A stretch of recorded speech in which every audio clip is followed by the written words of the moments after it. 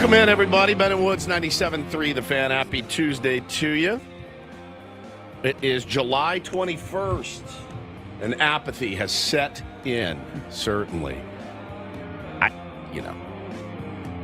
What do you say at this point?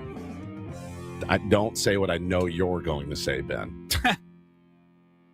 We'll get to it, I'm sure. I'm Woodsy. Paul Reindl's our executive producer. Good morning, Paulie. Hey, how are you? I got the turd polisher button ready. Oh, is it ready?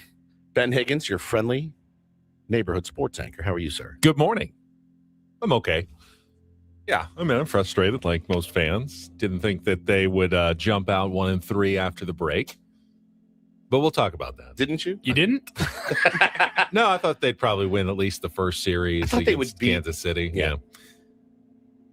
Can't lose those close games. We've already talked about it, though. You got to win the close ones. I think they're 500 in one-run games this year. Yeah, you've got to win some of the close ones. You don't have a team that is going to put away a lot of other opponents, so you've got to win the close ones. And they haven't been doing it lately. Joanna says, Woodsy is too apathetic to cash in his chips. I'm out of chips. I don't have any more. I said 10. These guys, they got through that terrible stretch in Chicago. I mean, I use a chip every day for that.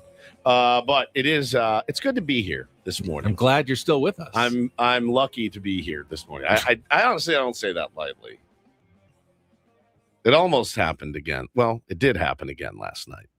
I had to get Heimlicked. It's not funny, dude. It's not funny. You're laughing. I mean, now that you're here and still alive and with us.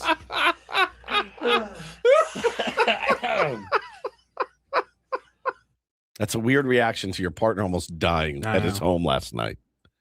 That video, too. Oh, you've got the video. I rarely grapple with things. Like, I rarely, usually it's like, well, this will be a great bit. This one, I had to do some mental gymnastics for. What was the cause? This is not the first time this has happened. It's the second time. We remember at fantasy camp, not this past fantasy camp, the one before, so 25 or whatever. We're sitting down again, like we had 4 minutes until we were on the air. Breakfast had just come out. I was starving. I ran in to eat some eggs, some fruit, and a piece of turkey sausage. And just in my haste, a piece of turkey sausage got stuck in my throat. Now, luckily for me, our buddy Alex, who owns B&B Appliance. Why? B&B Appliance. Simply the best. I owe him that for the rest of my life. He saved my life. He saw me, and it got stuck. It got lodged in my throat. And he was able to Heimlich it out of me. It shot out of my mouth. So last night, we're sitting at the table. I made my steak that I told you about. Right, you were telling us about the Costco New York steaks. I did pan-seared, and they were really good. They turned out really, really well. First, it's sirloin, so like you got to time it right, or it's going to be really chewy. I had eaten a decent portion of mine to this point, and I was really just ready. I was talking, and I was ready to get the night over with. Like as far as the dinner, I was done. I had one more bite, and I put it in. Oh, the last bite. It was the last bite, and I chew, swallow, and I grabbed a thing of like this like sugar-free grape drink that I like, and I put the bottle to my lips, and I drink it down, and it won't go down. There's a piece of steak lodged in my throat, and the grape juice is like sitting right there, and I start to panic. Like a clogged drain. Like a clogged drain, right, but it's my throat. Would you say chew, swallow? I would literally was like chew, swallow. Got to add a few more chews. Yeah. 100%. So I hit the grape juice.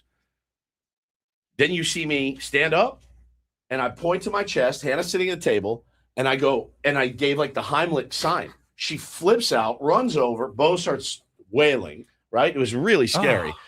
She gives me like 1, 2, and then she unleashes on me. There's the drink. She unleashes on me. And you stand up right away. Right away, because it's stuck. Look, I point to my chest. Look, babe, like, Heimlich me. Oh, my God. Here she goes.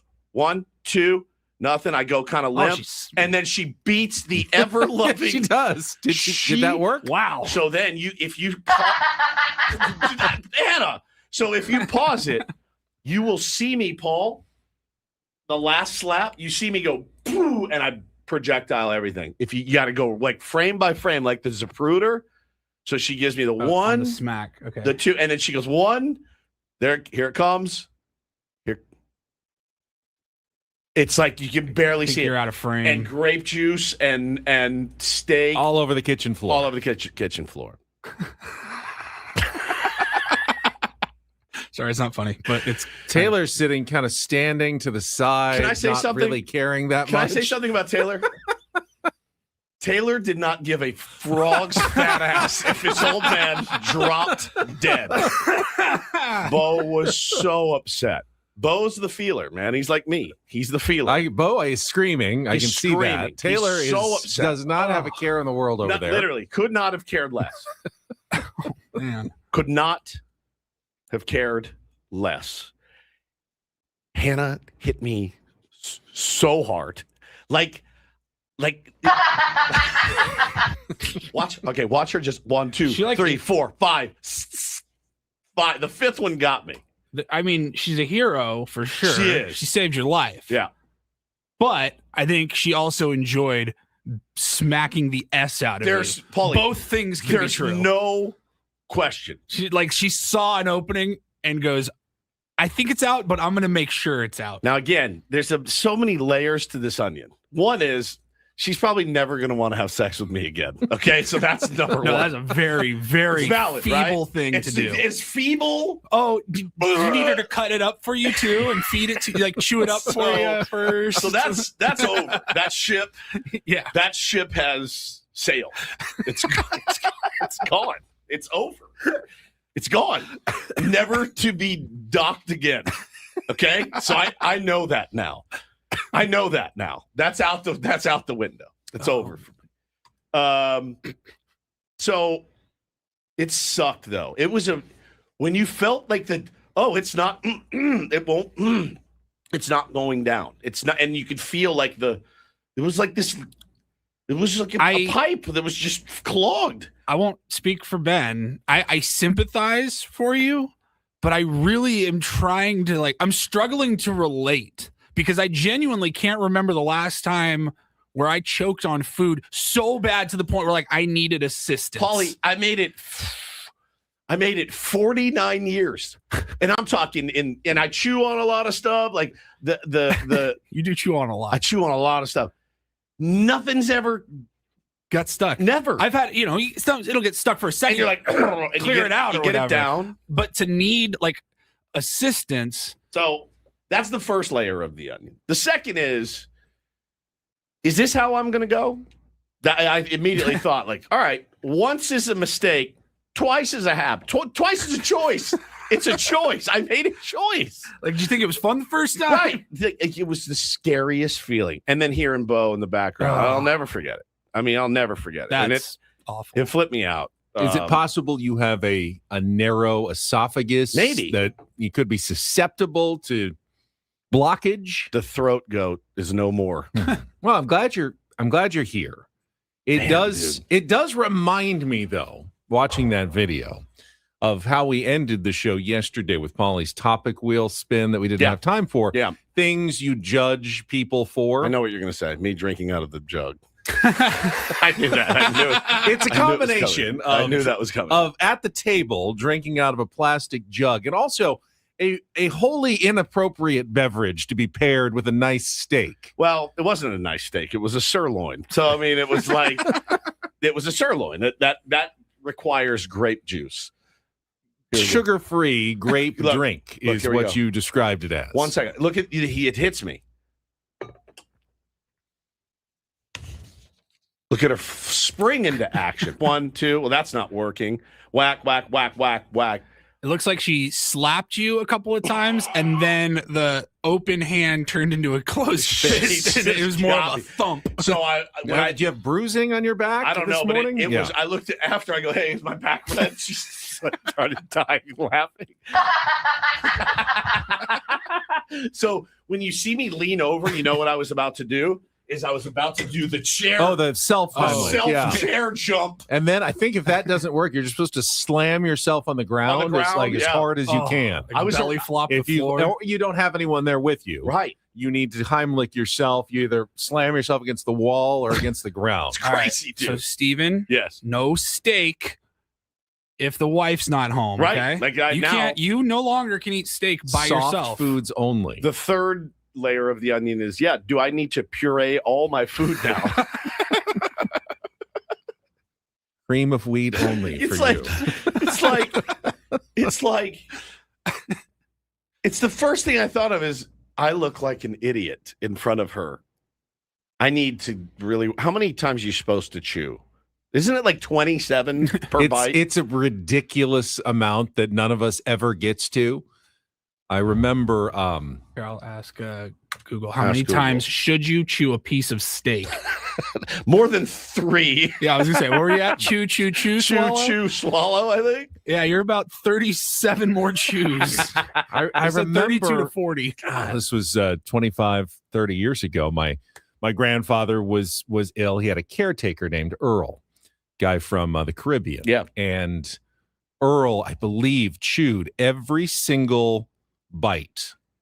I want to remember this 36 times 36 before times. swallowing. And it just seemed like he was sitting there forever chewing. It's a long day. And chewing. You don't want to go chewing. You don't want to go to dinner with Earl. Spend the Let's go! I'm only on my third bite, guys. Wrap it up! We're already on dessert. Earl, let's for go. God's sake. Earl's still working on his salad. We get it. But now, Earl's like, you can never be too sure. But now, Earl had it right. Yeah, in-home caregiver might be a good idea. Cam. Oh yeah. Man. So just yogurts. I'll just eat yogurts and protein drinks. Yeah, if Hannah's home, we can add some meat, but anything solid. God, let's wait. If you're by yourself, let's avoid anything solid right now. What is it about meat? What's the statute of limitations on needing the Heimlich? Like when are you good? Like is it 5 years? You should 7 years? Well, you should maybe need it once in your life. I got 2 in the last year and a half, dude. You should maybe need it once. Maybe. But it's a good lesson to just slow it down, man. Slow it down. I didn't have anywhere I needed to be. I just was done. I was like, I'm done. Chew, swallow, and then it was over. Like it could have been over. It literally could have ended last night. We all feel silly when we make the same mistake again, but yes. we've all done it. Yes. How could I do that again? Headbanging dude says, how many Zins have you choked on? I've choked on. I mean, those they go down much easier than a giant. I mean, it was a big piece. Dude. I was just like, let's get this over with. You wouldn't ever want to swallow a Zin, but it. you could. Yeah, I've done it. Like if many you were times. choking on many times. Yeah, many times. Yeah, you take the deep breath and all right. I mean, these are just little, and they're like paper, so they disintegrate. But man, so thank you to my my hero, my wife, for saving your old feeble husband. Bo, daddy's okay. Taylor, I don't understand. I do a lot for you. I really don't understand why he couldn't care less. Ben, he couldn't. I saw that. Here's a little glimpse into his personality. You ever seen the movie Friday Night Lights? Sure. We are watching. They got 10 minutes till it's bedtime. They're in bed cuddling last night. And I go, oh, Friday Night Lights. So I leave it on. It comes to the part where Boobie Miles has learned that his knee is shot. His life is over. Everything he's worked for in his entire life is gone. He walks into the locker room, cleans out his locker, and he puts on a brave face and tells him, be perfect, go win state, all that stuff. Then he goes out and gets in the car with his uncle. And he melts down. And it's like this. I had tears in my eyes. I get choked up when I see it. Whoever played Boobie Miles did such a brilliant job at portraying a guy that knows my life is over. It's over. I have no chance at doing anything. I was a football player, and he starts sobbing and he's choking, and I'm watching and I'm getting a little choked up from the peanut gallery. My 5-year-old goes, Jeez, what a crybaby. I go, my God, who are you? You know who he is? He's his mother. That's who he is. He's his mom, and Bo is his dad. It is to see your kids, you're like, wow. Come to grips with it. Your knee is shot. Make a new plan, and let's go. Yeah, that's it. There's no time for self-pity. It's time to move on with your life, booby. I'm telling you, dude. Yeah, Ben and Taylor. Are you Taylor's dad?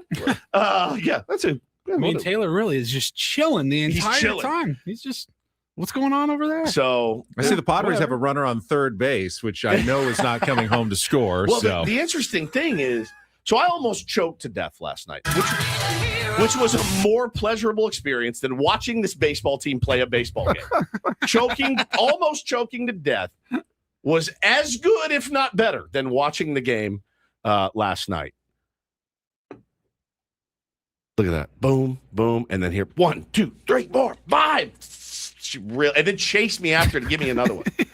Yeah, there was enjoyment in that. I'm not gonna lie. But you know, I mean, like, I didn't text you guys this last night. I had it. That's how much I grappled with it. I had the video. Hannah, of course, she pulled it from the ring.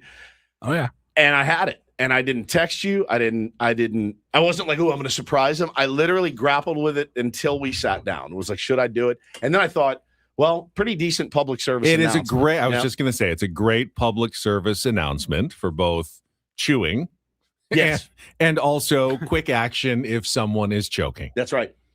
She sprung into action. So I think everybody should learn how to do the Heimlich. I think everybody should learn proper safety, because I've seen it in restaurants. I saw it in a restaurant once, man, and it flipped me out. Oh. And I didn't do anything. Somebody else did that was closer. I feel like I would have, but it was a really scary thing. So it's scary, man. That that freeze or jump into action thing is very real. Yeah. I feel like I'm more of a freezer at times when it comes to like pressure situations. Sure. Like, what do I do? It like stuns you. Yeah, you get stunned and someone needs to jump into action. And obviously Hannah's a jump into action sort of person. She's more of a slap into action person. Man, yeah, she got me pretty good, but thank you, babe, for saving my life. Are you CPR certified? Yes. As a coach? As a coach and parent, we had to do that. Now, could I use a refresher course? Damn right I could. I did it like 10 years ago. Damn right I could. I don't know that I remember much. Damn right I could. Probably the basics. The basics. But like, I think about all the kids that I coach. What are they doing the whole game? Out there chewing seeds. None of them have any idea how to chew seeds. Oh no, none. They don't know how to bite, separate, spit. So they just. In fact, even though baseball and sunflower seeds go together hand in hand, it's almost like maybe big wads of gum. Kids dude. Probably shouldn't be having big, sunflower giant, seeds. fat wads. Because you don't know chew. how to. I'll have to admit, I never really learned how to chew seeds either. My kids are so bad at it. I said at the game, I go, you know what we're doing at practice? I'm going to show you guys how to chew seeds. I watch guys. Do they chew them or just like suck on them? They chew them. I watch guys in the dugouts of big league games make it look so simple, like a handful at a time. Yeah, I'm good at it. I'm like, I can maybe do one. You're the one guy? And like kind of work it around a little bit. And after about a minute, I finally get the seed out, and then I kind of half spit one out, half, and then the other kind of get out. Do you peck on the keyboard with one finger each? Are you a pecker? No, I can type a little bit, but I cannot do a handful of seeds. I've never been able to do that. It was quite another eventful night at the there's Ben. At the Woods home last night. You guys, anything exciting like that happened to you guys? Any near-death experiences? No, I survived another anchoring experience last night. I didn't know you were anchoring until I was walking by and I go, hey, I know that voice. And why is he talking about something that's not sports? I didn't know you were anchoring. Was that an emergency anchor? I think I mentioned it on the show. I don't think you did. He did. But, I know he was. Yeah. Oh, really? I had no idea.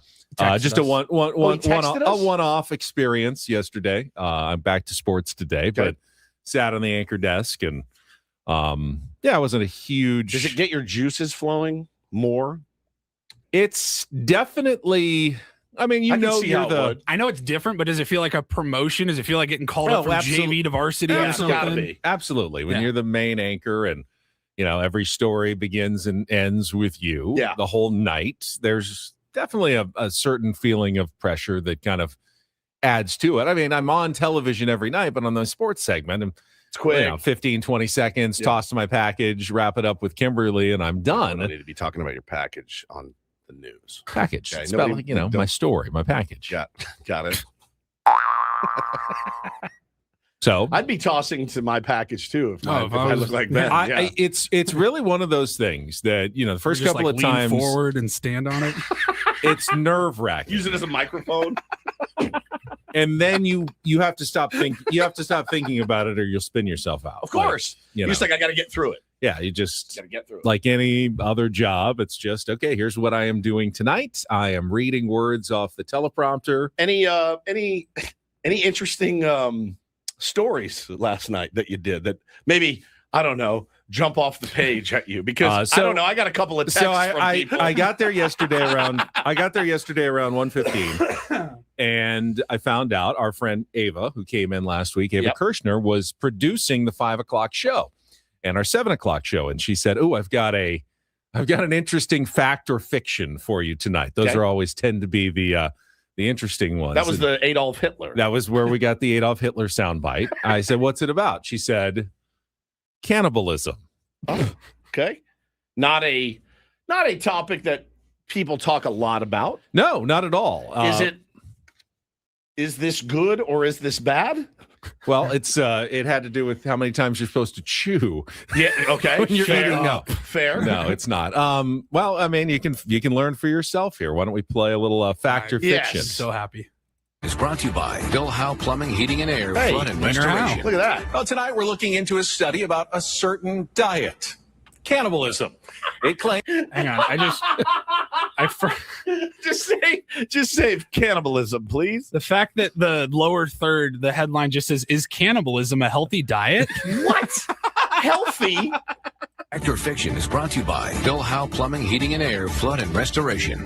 Well, tonight we're looking into a study about a certain diet, cannibalism. Boom. It claims that eating human beings is not only bad for your social circle, but bad for your health, too. Cholesterol. And it's true. According to Reuters, long-term practice of cannibalism can lead to illness and risk of infection. Scientists from Poland and the Czech Republic found that the risk of disease jumps exponentially when cannibals eat other cannibals.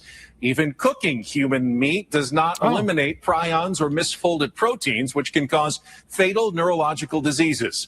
The researchers said these risks probably contributed to cannibalism becoming taboo.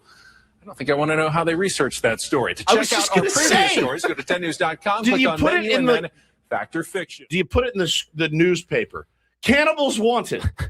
If you're a cannibal, we're doing a study. We're going to give you $30 each. Come on, we're getting all the human being you can test, eat. You test your blood, check for some health benefits or harmful side effects. How do you test? How do you run that? I asked Ava, and she said, if you read deeper into the story, they researched like some tribes from like islands in the Pitcairn Asia. Islands, and like somehow found out some health struggles that they were connected potentially to eating human meat. That is unbelievably great.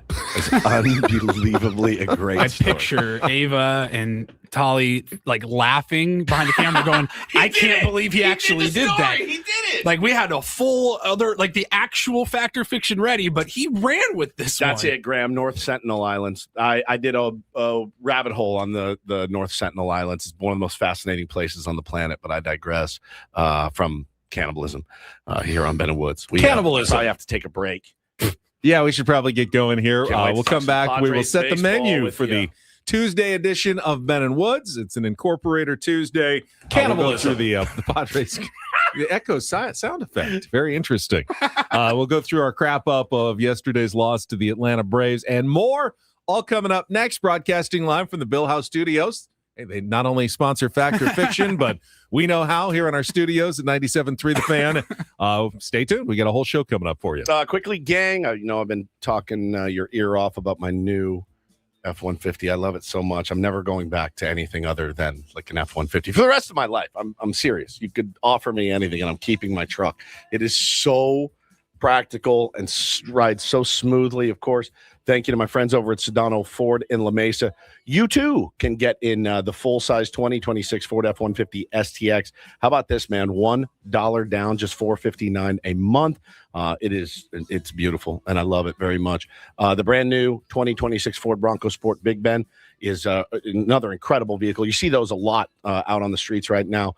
$1 down, only $401 a month. You got to ask about 0% financing on select models, paired with 0 payments for 90 days. That's 0 for 90. Look, it boils down to there's a lot of places you can go and look at cars and trucks, but Sedano Ford, they want to put you in the car truck of your dreams, and I'm in the truck of my dreams right now, and they want to do it at a reasonable price, all right? 0 payments for 90 days, 0 for 90 with absolute 0% financing on select models. Check them out. Offers won't last forever. More details can be found at SedanoFord.com. That's SedanoFord.com. Let them know Woodsy sent you down there.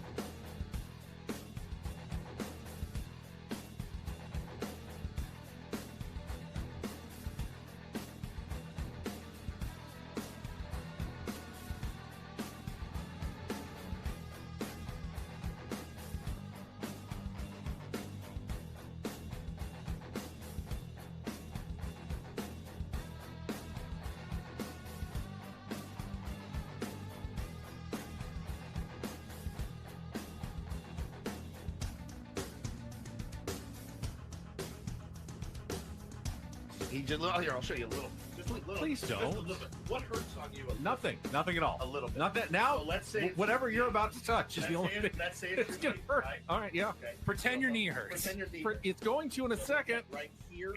Oh, that is not pleasant. Hey, player, this is all yours. This room with this view. This speakeasy with this cocktail. Hey, could you make that too? The spa with this. Ah. And this pool on this roof. This is all for you. The all-new Hamul Casino Resort, now open.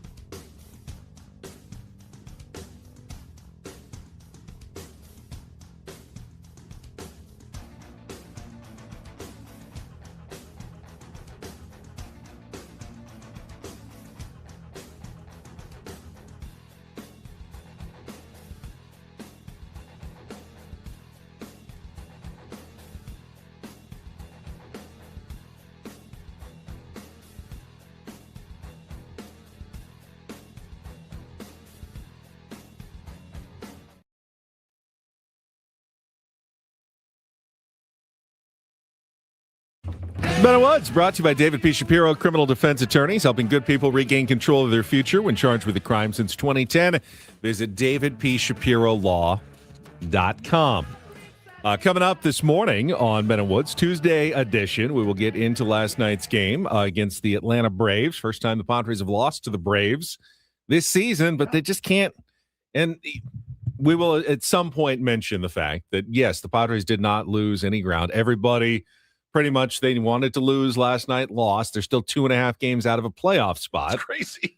But nobody wants it. You also, it's a missed opportunity as well. I mean, those are just as bad as losing a game, is missing an opportunity to gain a game. There's nothing that can happen in the standings that will ever make me not pissed off at a loss. It's two very separate issues. One, are the Padres still in the race? Absolutely. Yes. They're 2.5 games out with, by definition, 62 games remaining. So at 100%, they are still in the race. In it, so to speak. The second question is, do you believe that this team is worthy of investing prospects and trading players to try to make it better at the trade deadline? And right now, my feeling, and I think you guys kind of agree, the answer to that is no. Correct. They do not. You do not want to shovel more resources at a roster that has not shown you that they can play consistently for any period of time. So I think the question then becomes, is it really incumbent on the Padres then to sell and really give up on this season? Or do you let these guys just continue to go just and buy, hold sell, or hold? Buy, sell, or hold. And I think hold is always the worst case scenario. That's a fair argument. I agree 100%, Paul. It's always the worst. And I'll tell you why, because we have the great fortune as Padre fans to have a big league club that's not very good at all. They're very mediocre, okay? We also have a 100% depleted minor league team. Mm-hmm. Depleted. I texted with somebody yesterday that's very in the know about this, and I said, you know what, man? When Miguel Andujar was announced yesterday, that hit by a pitch, sent him on the IL. Who did we call up? A third catcher, Rodolfo Duran. That's it. You look down there and you go, there's nobody you can call up that has a little pop. Think about the guys we've called up in the last couple of years, the Trenton Brookses of the world. Jace Bowen, yeah, he picks it out in the outfield. He's fast as hell, but can't hit. So we have a bad major league team. We have a depleted minor league system. And, by the way, as it was just aptly pointed out in the chat, who's the last prospect we traded for that has done anything at the big league level? Anything. Tatis, 2016. Guys, that's a bad, they haven't really look. traded for but any prospects really in the last 5 years. If you're of the sell, if you're waving the sell flag, okay, you're putting your trust in an organization. Are we going to get these guys ready to go to the big leagues? Because we see a lot of guys flourish and thrive once they leave here. That's fine. We also see guys that we trade for come here and have down years. Juan Soto couldn't hit here. Luis Ariz couldn't hit here. It's weird, man. It's weird. It's a dark place that you can get yourself into mentally. I think I'm there when you just feel like it's hopeless. The best thing you can do, though, is I think if you say to the guys on the current roster, you had your shot, man. We gave you your shot. I know we didn't have the starting pitching, but every team deals with injuries. We're going to restock. We're just going to restock. We're going to play it out. We're going to have to restock. We're going to have to get rid of every movable piece right now and restock. And we're just hoping that either those guys develop or you can flip them down the road again. I totally understand what you're saying, but you're also talking as though the last 3 seasons, they've only won 62 games. I mean, they've won 183 games regular season the last 2 years. Sure. They've been a good team on the big league level the last couple of years. I'm saying this year. Right. This year. They're a bad team. They are not a great team. They're a mediocre team this year. They're a bad team. They're below 500. 2 games. If they had won yesterday, they would have been 500. They have the worst offense and the worst pitching in baseball. And that's a bad team. So the record tells you that they're a mediocre team. Ben, they have the worst offense. They have the worst pitching in baseball, and they're not below 500. That's a bad team. And it's almost August. Like this is who they are. That's a bad team. It's okay to say they're a bad team. They're a bad team. It's okay. Which is why I think holding is like the worst thing you can do. I think selling it probably makes the most sense because if you hold, that means guys like Morihone guys that you could France. You lose for nothing. You're going to lose them for nothing now, and you're no better in the offseason. If you buy, I don't see any reason to buy right now, like really at all. No, I don't either. I don't think you chase after and invest more resources into this team. They haven't showed you. I think you need to move the sellable parts. And then if you want to take your chances and because you're only 3 games out of the wild card, great. Let's see what can happen. Stranger things have but happened. if you truly sell, if you trade Ty France, if you trade Adrian Morihone, if you trade Mason Miller, you're not going to stay 2.5 games back. You will fall precipitously very quickly in the standings. So is it worth mortgaging more of your future or more of your system to get to the playoffs maybe and then get your asses kicked in 2 games? I don't think so, but the argument for holding, I know you say never hold, but we've seen, if this team could play like they did in the month of late April and early May and have a stretch like that, which they've already had, so we know it's possible, they're capable of doing that, they would easily, once again, jump into a playoff spot. I don't see it happening because it hasn't, the last couple of months. The trend is not good, but this group, as constructed, had a very good stretch of the season that got them to 12 games above 500. Yeah, they had. They like can 2.5 weeks. 2.5 weeks, 3 weeks. And if they had 2.5 or 3 good weeks, they'd be in really good shape right now. They, like I said, that's the argument to hold, not to buy. If I was 25 pounds lighter, I'd have a better body. right? Like you're wishing upon a star. I'm not wishing. I've already seen it. You've seen a 2-week stretch, and you're right. You're discounting 4 months over 2 weeks. So I'm not discounting it. I'm saying it's what do possible. you want to do? I'm saying it's. I'm arguing that I don't necessarily want to trade every tradable piece and just gut the team over the last 2 months of the season when they're still 2.5 games out of a playoff spot. So give me the guys that you would move. I don't know that I'd move anybody at this point. So that's holding. I'm arguing to hold right now, not to buy. I think that's nuts. But I'm arguing that holding at this very moment might be the best course of action. With, again, the 30th ranked farm system, the 30th ranked offense, and I think now maybe like the 20, like 26, 25. You're that's what. Well, I'm certainly listening to offers. Fangraphs gives them an 8.8% chance, just for whatever that you got means to you. I think you have to get.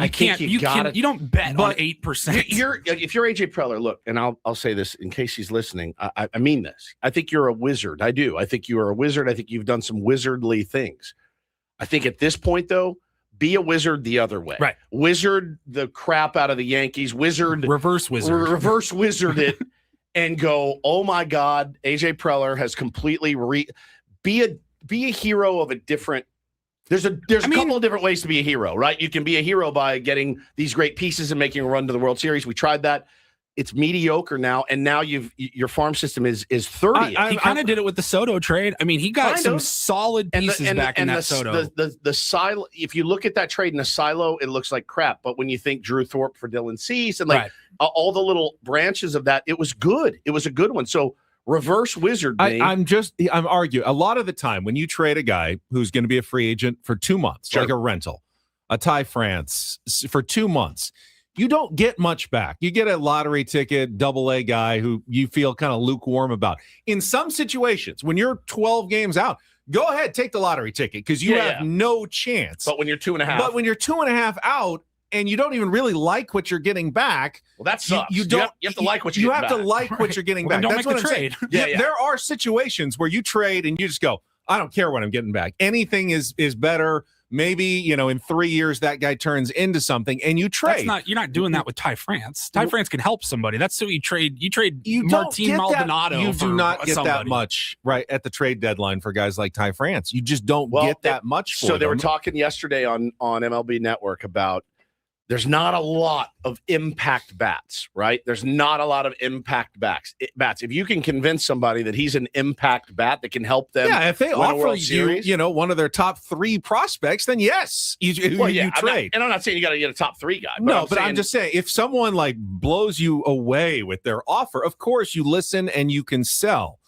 But if you're 2.5 out, I don't think that just giving away guys for low level like the 19th best prospect in the Rays system is something that you really want to do. Is it going to help you in the future at all? I'd rather just stick around and see what they can do the rest of the season. Even though I'm not that encouraged by it, I'm not ready to just give away everybody for nothing.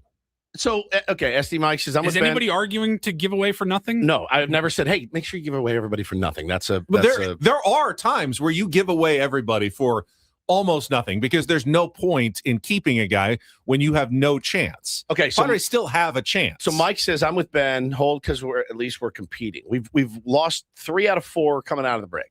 Right. And you flip one thing in 2 games, you're 3-1. I get it. It's not like you're uncompetitive in these games. You are competitive. You got Walker Buehler going tonight. Okay. So you got to look at what you have, like not what you may be able to get, what may happen. We may go on a run. Yeah, dude, we may. Again, Christy Turlington could walk in here. She might. She could. You don't know that she's not going to. You have no basis to know that Christy Turlington is not going to walk and sit down right here. She's never walked in here before. Right. We saw Walker Buehler have a really good month and a half already. I mean, that's not as unlikely of, him having a good stretch again is certainly within the realm of reasonable possibility. So again, you're so negative. You feel like every single game, every player is going to suck every day. Me? That's just not true. I don't feel that way. I will tell you this though. I'm less fired up to watch this team than maybe any team in the last 5 years. I just am. It's the apathy of it all, and I'm also factoring in the look who we have nobody to help us in the future. Nobody. Like there's really Ethan Salas maybe, and he may be a couple years away. That'd be cool. But I look at where we ranked with the farm. I look at where we rank offensively. I look at where we rank pitching wise, and I go, guys, what are we hanging on to, man? This is like. It just feels desperate. You don't have to do a fire sale. Yeah, you don't have to go crazy, do a fire sale. but you do need a reset. You need a bit of a refresh, yes. Whatever you want to call it. I love a refresh. Boy, do I love a refresh.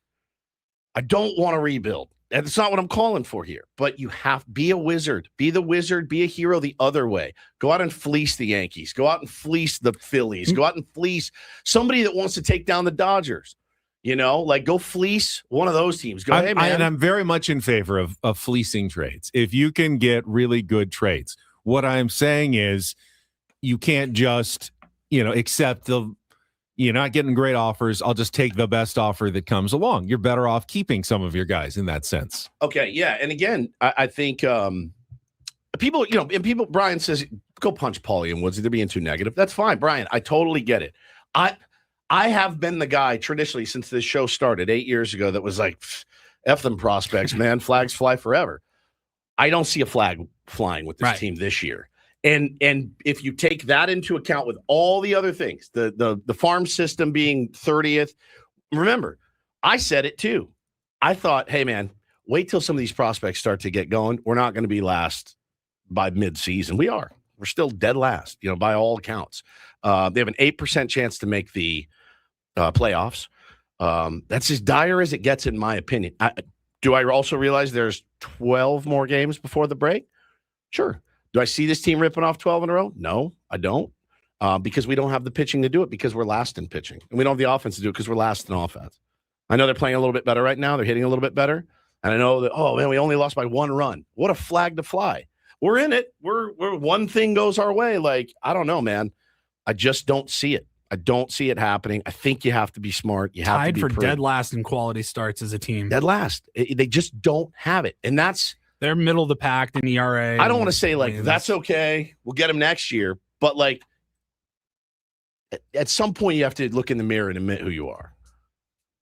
You have to admit who you are. It sucks. Looking in the mirror is like the worst thing to do ever and say, what can I do better is really hard to do. It's really hard to do. Self-assessment.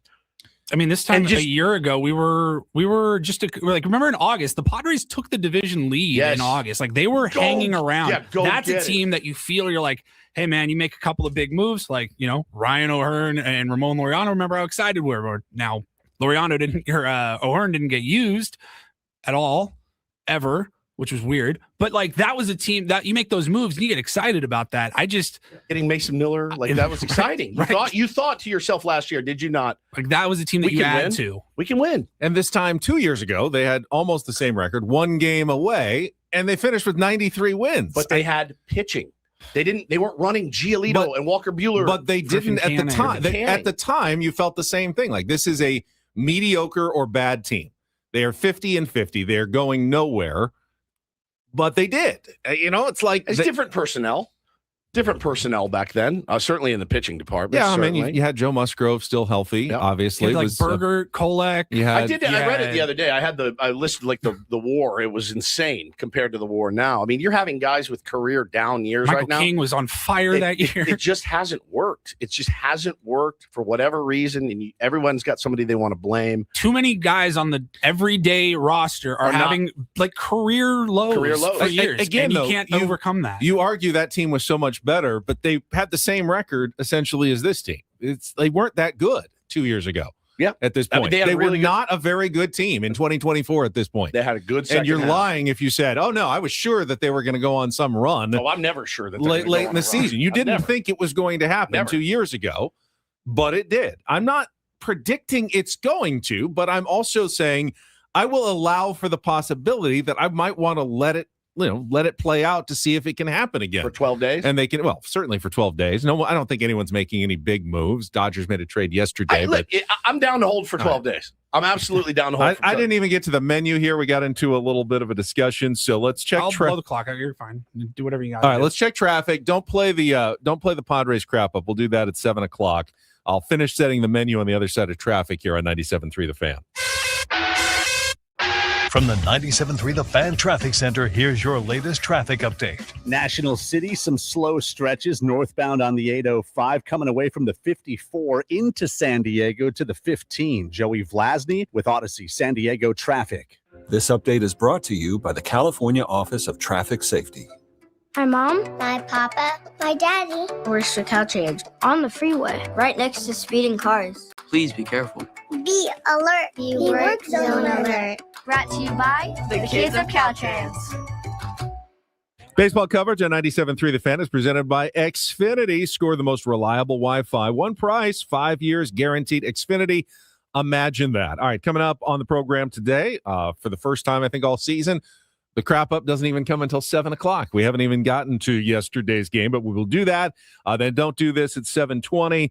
MLB reach around at 7:35. As I mentioned, Padres getting the help they need. They're just not helping themselves with what they need to do to get back into the race. At 8:00, we'll play some Take on Woods at 8:20, and then Jesse Agler, the Incorporator, will join us from Atlanta at 8:35. We're on the letter P for his Incorporator word. All guests on Ben and Woods appear on the SDCCU fan hotline. It's not big bank banking, it's better. 9:00 hour will feature the Reindl Report as we head in toward 10:00, and another Padres game in Atlanta today at 4:15 again as they continue their road trip that feels like will be the one that kind of defines the end of their season. But until we get there, I'm just not quite ready to throw in the towel yet. Nor am I. Okay. I'm not trying to throw in the towel. I'm definitely not. But what I'm telling you is you sound like you are. You both sound like you're very ready to throw in the towel on this season. I'm throwing the towel means that I don't watch and I don't care. I care greatly. I agree. And I watch and I don't look forward to it. I am But valuing the overall health. strength, the overall health of the franchise more than this team going on a run. I would love to be proven wrong. God, I would love to be proven wrong. I would love you to light it on fire and jam it down my throat. I wouldn't even be out or able whatever. to say that I told you this was going to happen. I don't think it is going to. I feel like I want to give it a chance. I learned my lesson in 23.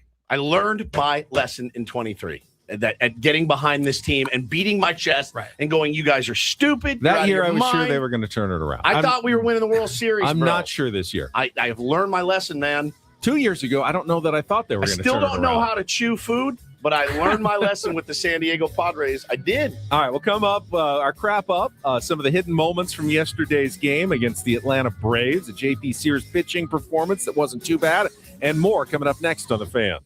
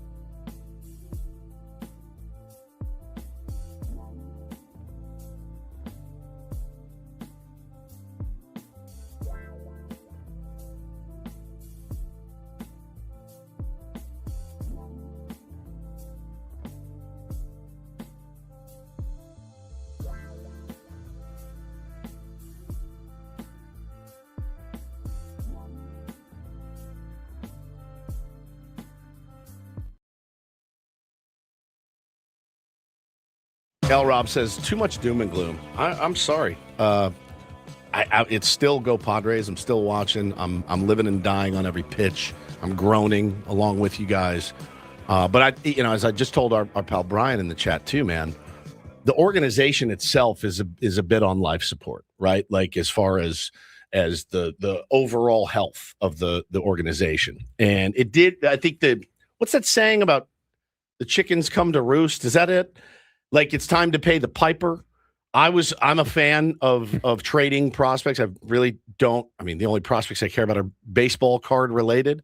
So like if you know what, let's trade Salas. If you can improve your team in a year where you think you have a chance to win a World Series, go for it. No, I don't. I want to stick it out this year, and let's believe. No more dooming. Let's trade Salas. Let's trade anybody else in the system. Let's go all in on this team. So again, if we go into, I think it's a great idea. If we go into the break here, or into the All-Star break, Benny, let's say they're 2 games. The trade deadline. Yeah, sorry, the trade deadline. They're 2 games under 5 or 2. 2. Let's say they go 6-6 in the next 12, leaving you at 2 games. And let's say you're 3.5 out of a wild card 4, because the Marlins aren't playing well and the Nationals fall off or whatever. You want to trade Ethan Salas to make a run. No, they win 12 in a row. I don't want to trade Ethan Salas. We could win a World Series. You just said they could win 13 games in a row. I have in not April. seen enough from this team to invest more of the future in the roster right now. But the future also. But that's a different conversation. It's not the future. Than not trading away guys that are on the roster. So you don't want to pull from the moment. future, but you don't want to add to the future either. Correct. But the future also means Adrian Morejon walking at the end of the year, right? That he's an expiring contract. The future means you don't really need a closer if you don't win baseball games. That's part of the future as well. And those are 2 separate conversations. And Morejon and Miller. And you may lose a year of Mason's control, right? Yeah. Which would be tough. But I'm telling you, it's like C20 says, trust is earned. If I looked at what they're putting out every night, I'd go, man, these guys they're a click away, or they're getting Pavetta back is going to put them over the edge or whatever. And we'll be fine. We got to stay afloat. We got this guy coming back, We've got reserves coming. AJ's going to make some moves. I would feel confident. When I look at the numbers, it's just the numbers. The numbers tell me they're the worst team in baseball as far as offensively and pitching. Pitching, they're middle of the pack. Their starting pitching is a little poor. Their bullpen is very, very good. Overall pitching, they're middle of the pack team. I think they're 17th in ERA. It's 17th dead in last ERA. in quality starts. So their starting pitching isn't okay. So again, it's not average. That bullpen that you'll need, those numbers will decline because the starting pitching, they've been overworked. They're going to continue to be overworked, as they should. They're the only weapon really this team has right now. That's the future. Also, the future isn't just. It's not Ethan Salas, right? Like that's part of the future, but the future too is you have the 30th ranked farm system in baseball, 2 games below 500, worst offense, almost worst pitching. I promise you, I'm searching for every reason to buy and go all in because I like it. It's way more fun to do that. Hell yeah, it's more fun to talk about a winning team. How's Boston sports radio this morning? Right. And I have such fear for a lockout next year that this would of any years, this would be the year, knowing what you have potentially ahead of you to go all in. I'm looking for any reason, and I just haven't seen it from this team. I mean, look, this is David J., who covers the prospects. He's way more in tune with it. He said, if you're wildly bullish on Cruz Schoolcraft finding the strike zone and Cash Mayfield figuring out how to spin a baseball and Mendez not being a mid-leverage reliever, the system is maybe the 25th best in baseball. You can jump that up to 4th best in baseball. No, I don't think you're going to. You don't go from 30th to 4th. You go from 30th if you have a really good trade deadline. The Oakland A's the Sacramento A's beg to differ, right? A lot of these teams beg to differ. I don't like it, man. This is not the way that I'm wired, but I also have to be a realist. I want to be a realist. I don't want to be a fantasy. I don't want to live in fantasy land. If you add, let's just throw it out there. You add 2 top prospects from the Yankees and George Lombard and that Carlos would be a LaGrange. Mason Miller trade. That's a Mason Miller trade, right? You add somebody for Adrian Morejon. And again, I know he's a rental, but that's a guy that can help you win a World Series if you're the Phillies, right? So you go out, you get their number 5 prospect, number 6 prospect, starting pitcher. Yeah, man, you're gonna jump. Well, and a healthier team, by the way, their number 4 is your number 1 or other 2. teams trade away, so they slide, you move up. I think you can make a huge jump in farm, and then you're kind of setting yourself up for the future. By the way, with the new ownership group that's coming in that we don't know anything about, they may come in and go, okay, AJ, great job. You got our farm system back. Last year, kind of a lost year, whatever. We battled, whatever. Here's some money. Let's be smart about this. Let's go out and get X, X, and X, and let's see what we can do. I mean, it's not as dire as it was maybe a year ago when ownership was kind of in flux and you didn't know what John Seidler wanted to do. There's more optimism. More optimism now. I'm optimistic about the future. I am optimistic about the future if you make the right moves now. I'm not optimistic about the next 12 days, but I think that's for good reason. I don't think they've shown me enough to be optimistic. Ultimately, the prospects are capital. We call it prospect capital for a reason, and AJ has spent a lot of that capital over the last handful of years. And I was all for it. So was I.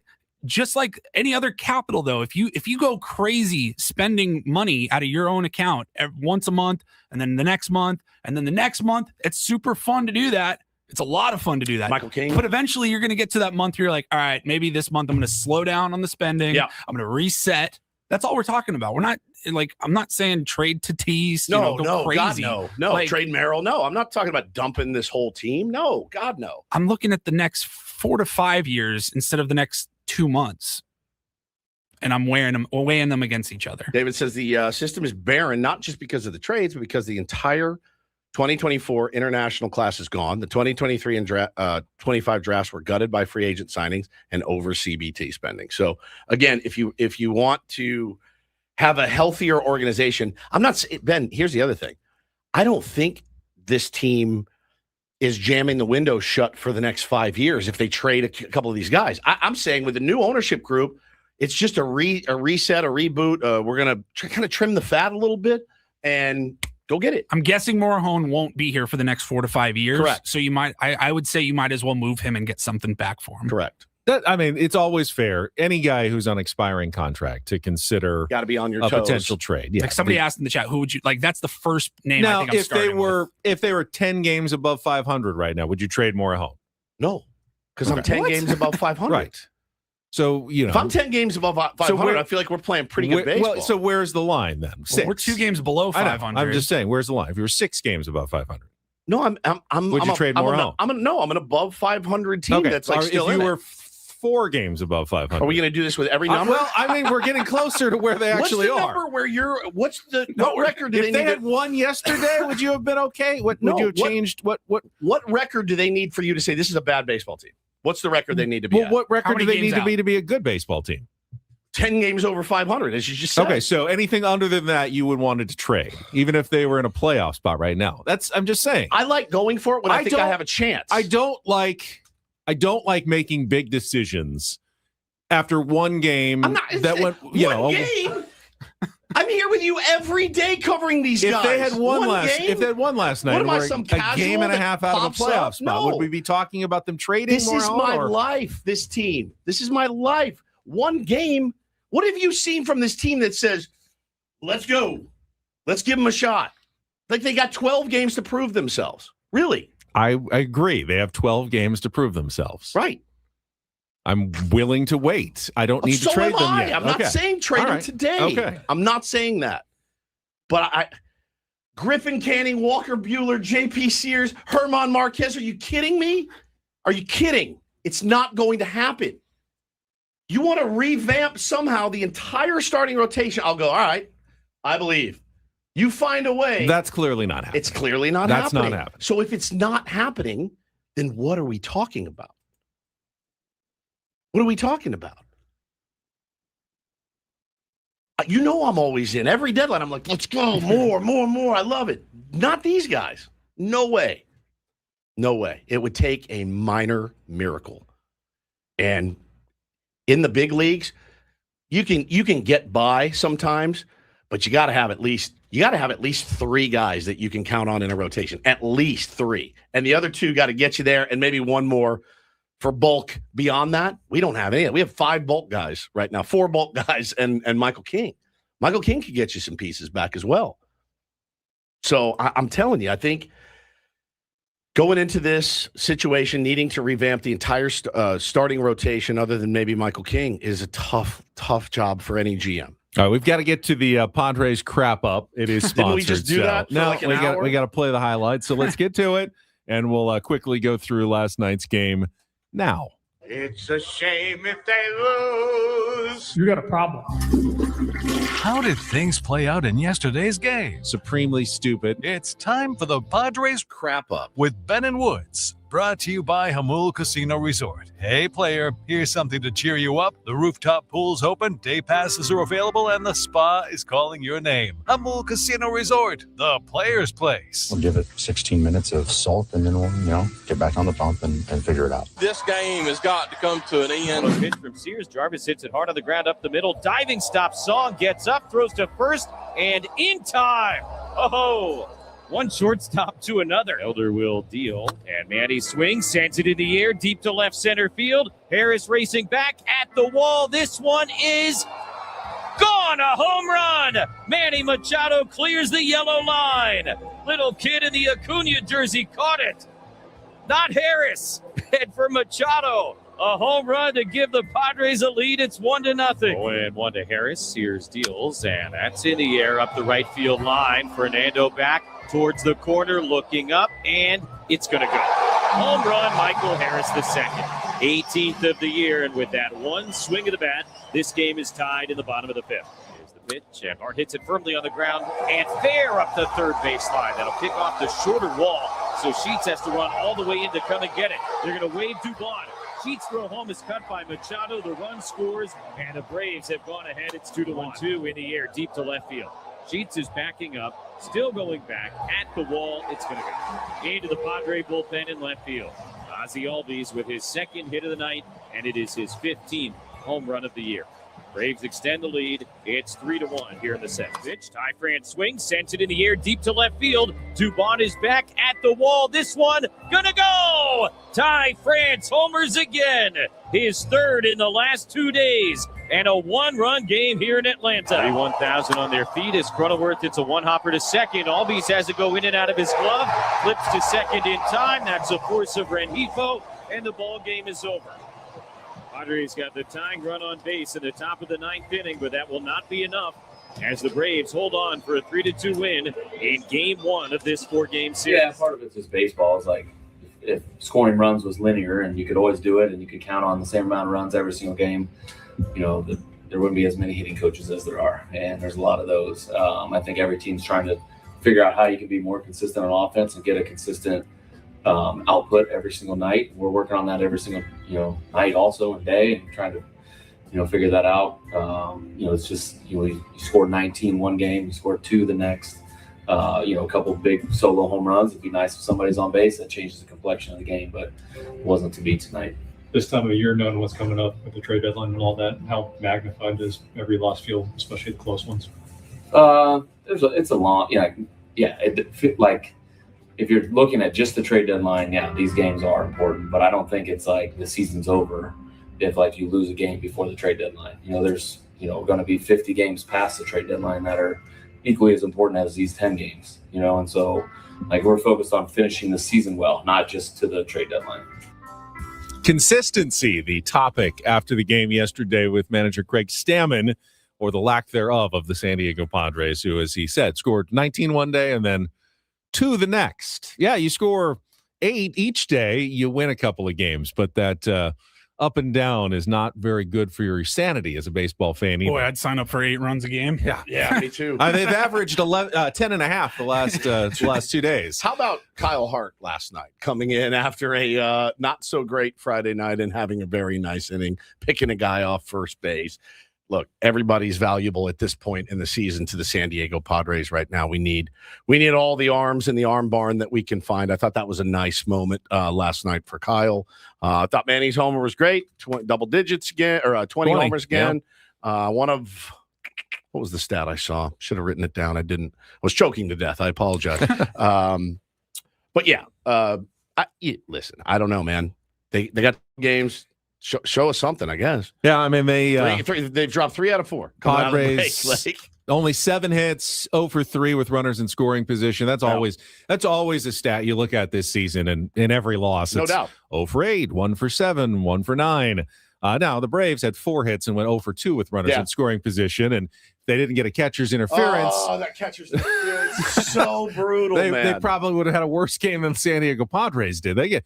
And they were doing it against JP Sears, nothing. So you can't be all that happy if you're the Braves, other than you got the win, and that's all that really matters. And you're happy about it at the end of the day. Padres ran themselves out of an opportunity in the first inning, going for the double steal at third base. Fernando Tatis Jr. has been caught stealing too many times this year. That was his 10th time he's been caught. That dude in third base, man. It was a very close play. Close. It was almost worth challenging, but I don't think it would have been overturned. I think I'm fine with it. Just a hard set rule. Like Fernando Tatis Jr., of all players on the team, he should never steal third base. Maybe third base. He doesn't need to steal third. I love when he steals second base. That guy can score from second on just about anything. It's not worth it. Yeah. He gets thrown out a lot at third. Yeah, it's such a deflator, man. It really is such a deflator. It's a catch-22, because last week when they had that game where they stole a bunch of bases, Craig Stammen says that's what we need. We need to take it to the opposition. We need to be aggressive, running the base paths, forcing the action. That's how we play our best baseball. But then when you try it in the first inning and it doesn't work, it's incredibly deflating. Incredibly. And, you feel like, well, we just missed a opportunity to maybe put together a big inning. So, I mean, you can't just sit there and do nothing, though, and afraid to ever steal a base, because then you're passive. No, they've stolen a lot of bags this year. They're top 3 in baseball, I think, in stolen bases. So they want to be aggressive, but if you want to be aggressive, that means taking some chances sometimes, and it didn't pay off that time for Fernando Tatis Jr., who at least was trying to get there with 1 out so he can score on a fly ball. Yeah, or ground out or grounder somewhere. He's trying to make something happen. Yeah, dude. I like with this offense. Why wouldn't you? 100%. Like, why wouldn't you? You've got it in you, but again, he's on a lot of walks. He's getting on base. He's trying to make something happen. I get it, but trying to push the issue. I mean, stealing second feels like having a decent couple of cards in blackjack and hitting. Yeah, and then getting like a 19 or a 20 and going, I'm just gonna hit again just to see. Like you stole second. Did you just hit on 18? You did. Oh my God, bro. I was hoping to get a 3. Could have gotten a 3. Very, very sound logic. Yeah. I did spend an inordinate amount of time yesterday watching MLB Network at my desk. And boy, Amsinger, Harold Reynolds, I think it was Plesac. I think, you know what? I think part of it is I'm rebelling against all the sharks circling around the Padres. Which I get. We get protective. I hate that. Dude. And maybe that's one of the reasons why I want to argue against trading, just because everyone's saying, oh, you have to trade Mason Miller. Well, you have to trade this. You have to do this. And I'm going like, we don't have to do anything. No, you don't have to. But it's more than just you got to trade Mason Miller because he'll get you the biggest return. It's you got to trade Miller and attach Xander and salary dump. And, again, we're back in that spot where we've painted ourselves into a corner with a massively long contract, expensive for a player that's, I thought last night when he stepped up there in the 9th, I go, Boston Xander would hit a double here. I texted my friends. I said, Boston Xander would hit a double. No question. Rengifo gets the knock. Boston Xander. I thought he lined a single when it left the bat, but no, didn't work out. It hasn't worked out. So to trade like the best player on the planet. Didn't think. I've seen games where the Padres took way worse at bats than last night. Oh, sure. They're putting the ball in play. Not a lot happened for them last night, but I didn't hate the at bats last night from the team. They had the 2 home runs. They just didn't come, as Craig Stammen said, at the right times. I didn't think that they gave up. I thought they had fight all the way through. Tried to rally at the end. It just didn't work out. And you, again, just like the game against the Royals, you can laugh off a 1-run loss on the road on a catcher's interference run. You can't afford those anymore. No, you just can't afford these, close, tough losses anymore. You have to win these games. Yeah, for sure. But Amsinger was saying, like, the only thing that they can do is get rid of Xander's contract along with Mason Miller, and that's the one where that's the one that sticks in my craw. Because a salary dump is not what we need. In my opinion, for this team. If you're going to move Miller, If you're going to move Miller, you have to move him for the future. It's got to be for the future, not for the financial flexibility. Well, couldn't you argue that relieving $25 million a year in Xander for the next 7 years is helping the future? You're assuming that team is going to say, I'll take his entire contract and Mason Miller, and he'll waive his no trade to And remember, $25 million is worth less and less every single year. I agree. By the end of that, $25 million is going to be like, you get a backup, middle, infielder for $25 million. We don't get to that point. I mean, that's where it's going. So you're saving money for what? To spend on who? That's why I'm not a big fan of just attaching a contract to Mason Miller. Not either. Because that doesn't make your team better. That makes your team worse when you do that in two ways. Because as much as you feel like Xander is overpaid, you don't have anyone to replace him. Right. You can play Sungmun Song every day. Jackson Merrill. You can play Sungmun Song out there. You look good defensively. And just say, hey, we're going to commit to that guy getting comfortable out there at the plate. And hopefully, he turned into a Ha-Sung Kim eventually. And you could just play him every single day at shortstop, but that doesn't make your team better. Fritz says, it's times like this that make me miss the San Diego Chargers. Going to be a long rest of the season. Yeah, because the Chargers always delivered and always made you happy and always made the right moves and the right decisions. And we're trading one disappointment for another. They never. And I'm glad. Here's the deal, Fritz. I'm glad we don't have two of these disappointments to talk about. I'd be sick to my stomach. Yeah, we got two good shortstops out in the outfield, by the way, both of which would jump through a ring of fire to go back and play shortstop. Could they do it? Yeah, they probably could. I don't want to do that though. I don't want to trade Mason Miller and attach Xander to it. I think that's kind of a I'm not arguing for it at all. I'm saying like that is a path. Like I can wrap my head around that. We can have a conversation about that if you think that's better. And if you had a team that was like, all right, for Mason Miller, we'll take all 7 years, like in full. I think you actually have to think about it. You might. If the Yankees are like, we are Mason Miller away from going on a run and win the World Series, we think, and they're like, we can afford $25 million. If you also get some prospects, and have to, they got some good ones. You can't just Mason Miller's only purpose cannot be to unload a contract. Oh my God, I know. At this point, you traded Leo DeVries. I would cry. I couldn't do it. Couldn't do it. But this is the corner we've backed ourselves into. All right. When we come back, we will get to Don't Do This. Layoffs at ESPN, including one yesterday that came at a very awkward moment for the person who was fired. That and more coming up next with Ben and Woods, broadcasting live from our Bill House studios. We know how on San Diego's #1 sports station, 97.3 The Fan. First, there's a certain feeling late in a close game. Everything matters. One bad break can change the outcome. For a lot of people, retirement feels the same way. You've worked hard, you've saved, but the questions keep coming. Will the money last? What happens if the market drops? What about healthcare costs? And what does inflation do over the next 10 or 20 years? That uncertainty is real. Trajan Wealth helps people turn that uncertainty into a plan. TRAJANwealth.com. Their fiduciary advisors work with you to build a retirement strategy designed for real life, not just best case scenarios. They're right here in San Diego with offices at Liberty Station, Carlsbad, and Escondido. So if this is something you've been meaning to look into, start simple. Visit TRAJANwealth.com or call 1-855-TRAJAN1. That's 1-855-TRAJAN1. Trajan Wealth. Plan smarter, dream bigger. Advisory services through Trajan Wealth, LLC. Additional services through Trajan Estate and Trajan Tax. Actual client, paid advertisement, additional disclosures at TrajanWealth.com.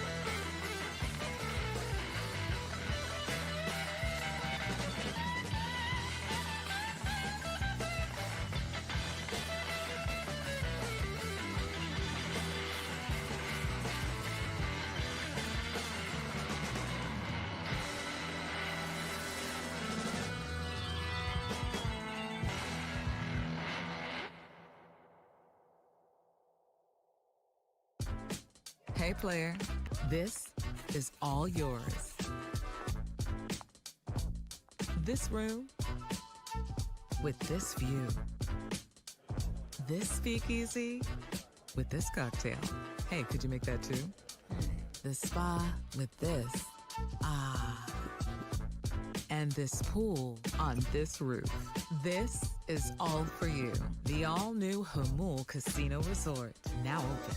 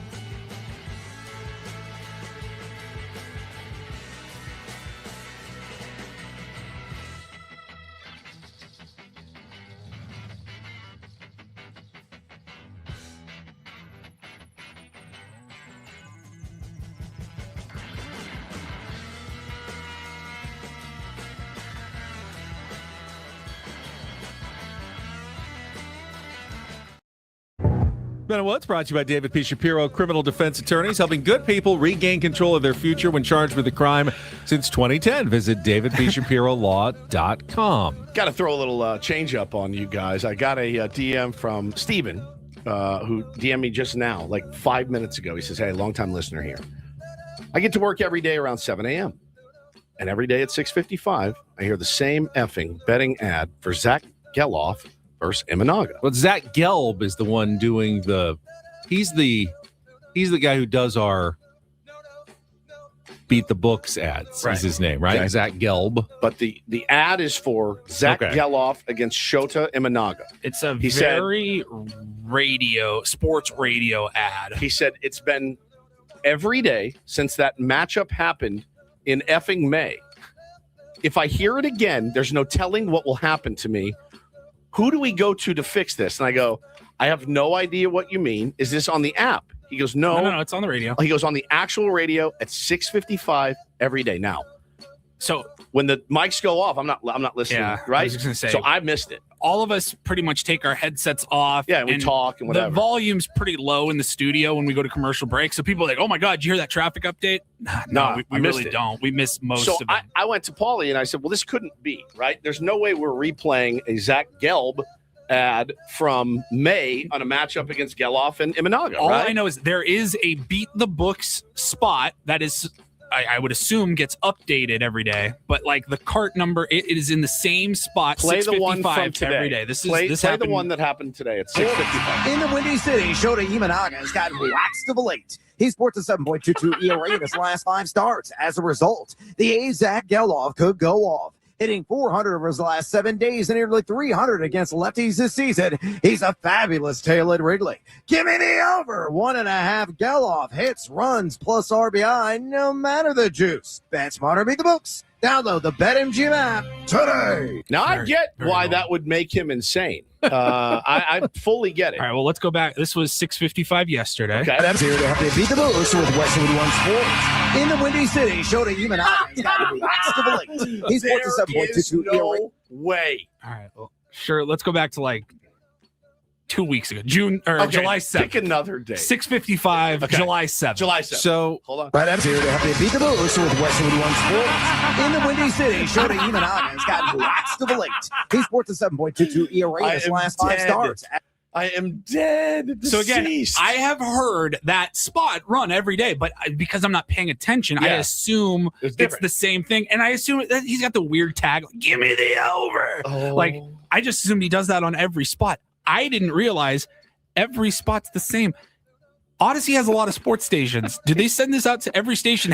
Is Steve the first person to have noticed this on any sports Odyssey station? I'm dead, dude. That is unbelievable. Every day that runs. So that was, I just finally looked it up. That was June 4th. The A's at the Cubs. They wrapped up a 3-game series on June 4th. Okay. Shota Imanaga was on the mound. He ended up pitching 6 innings, allowing 6 runs. And Zach Geloff went 1 for 3 with a walk that day. Should have taken the under. under. Cubs ended up winning the game with 4 in the 9th, 7-6. Should have taken the under. Give me the under. So that's literally a month and a half ago. I think that spot has been playing every single day. I'm pulling up So Steven, 6:55 from June 3rd. All right, I want to know what. See here. That's crazy. It's crazy. The same one has played every day for a month and a half. And no one noticed. Not one. I'm guilty as charged. I didn't notice. I didn't notice either. Let's see. Steven, I'm so sorry that happened to you. And I get why you're losing your mind. You probably hear it in your sleep as you're trying to go to bed. This is June 3rd. The quest to crown an NBA champ begins in the Alamo City. Okay. Similar to Davy Crockett, Julian Champagny could prove his sharp. Okay. We'll start talking like that at home. So after June 3rd. Clean up your shoes or your ass is grass. Go pick up and make your bed. Brush your teeth. That is unreal. Give me Champagny to lead the finals and threes made Crazy. at plus 275. Crazy. Figure it out, guys. All right. Well, someone at least pointed it out for us. Now we Give me the over. Save that for Download the betting. Give me the over. 1.5 Geloff hits, runs, Just plus save, give me the RBI. over. We can use it for something. See, I don't even think Give me the over. that one's bad. I think this one's even worse. No matter the juice. Oh, yeah. That one bothers me way more. Oh, my skin is Give me the over. 1.5 Geloff hits, runs, plus RBI. No matter the juice.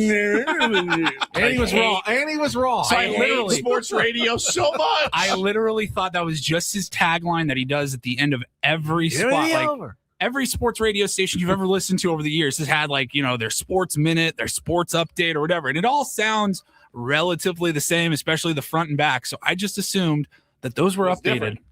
Give me the over. Give me the over. Oh, He always takes the over. No matter the juice. Thank you for that, I'm just gonna Steven. meld them together. Thanks So for we go. pointing Give that me out. the over. For No my matter the juice. DDT, always hate to see this for anyone in our business, but another round of layoffs at ESPN expected to be announced today.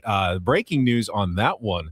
Carl Ravitch, who's been there for 3 decades, is one of the announced layoffs that ESPN is getting to today. But it was yesterday's story that caught our attention because former NFL safety Ryan Clark also was one of the layoffs. Now, he was not supposed to be told about it until Tuesday, but as the word started to leak out that he might be on the list, ESPN kind of panicked and said, well, we don't want him to find out on social media, so we better tell him right away that he was one of the guys laid off. But he was actually doing an NFL Live show yesterday afternoon when ESPN told him in the middle of the show that he had been let go officially by the company, which is incredibly awkward to say the least. I don't know if there's any good way to do it. Tell someone that they've been laid off. I mean, don't make them do the show. Yeah. Let them know before the show. Right. Don't need you on. I mean, today. Carl Ravitch did a show yesterday. They didn't let him know either until I'm really today. bummed. I love Carl, man. Carl is 33 years, by the way. Can we try to get Carl on at some point? Because I would love to talk to Carl Ravitch at some point. Have we ever talked to him before? I believe we have. Have we? Have a while Couple ago. times. Yeah. He's really, really good. That's really, really, that's a bummer. You hate to see it. Tough business, this sports radio gig of ours, but a little different over there at the mothership. For sure. And then finally, a little doo-doo this. DD Mega Paul, you had Doo-Doo. one for us today. Yeah, I saw this yesterday online, and I think this is somebody who is a pretty perennial no, I wouldn't say perennial, but he's been featured on Don't Do This several times, and everyone's got very strong opinions of Aaron Rodgers. And I think you can still have all of those opinions of Aaron Rodgers, Sure. but I still think he did something that was worthy of a Do This. This was heartwarming. It really warmed my soul to see this as well. He went on Instagram and posted yesterday some photos of him with his family. Yeah. His estranged Long family. estranged. For most of his career, his mom, his dad, his brothers, not much of a relationship over the last 15 years or so. And he posted another bonding week.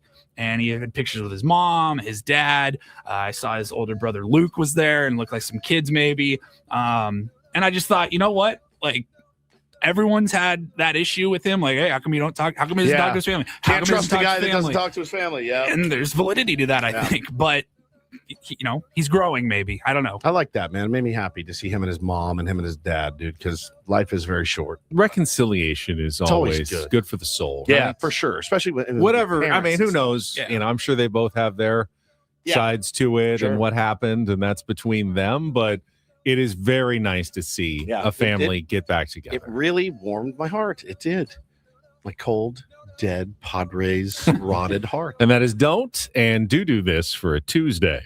That was Don't Do This with Ben and Woods on 97.3 The Fan. All right, when we come back, we can do our MLB reach around and look around the rest of the league. I found a very interesting quote from another major league manager that I think you're going to find fascinating, Woods.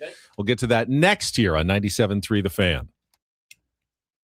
Gambling problem? Call 1-800-GAMBLER. GEGE 000-466. For a full list of games and rules, play at 7 Mile Casino. Visit 7milecasino.com.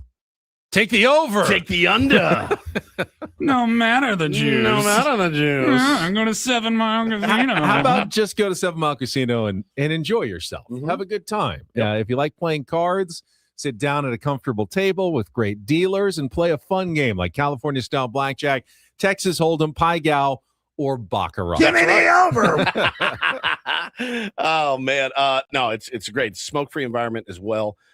It's bright. It's airy. It's they have a killer patio. Overlooks the water. Really can't beat it. And best part, just 7 minutes from downtown. You always give me the over on Kung Pao Chicken on the Yes. 24/7 players menu at Sammy's 7 How Mile. about cigarettes? Give me the under. Give him the under. There's no smoking. The beautiful patio that overlooks No San matter Diego the juice. Bay. You can probably order some juice from the bar. Mix it in with a cocktail. Would be very delicious at 7 Mile Casino. The best thing is it's very easy to get to. You just hop on the 5 freeway, head south toward Chula Vista. You're getting off at E. You're already there on Bay Boulevard. It's right off the freeway. You're pulling in. You're playing cards. You're having a great time at 7 Mile Casino, just 7 minutes from downtown.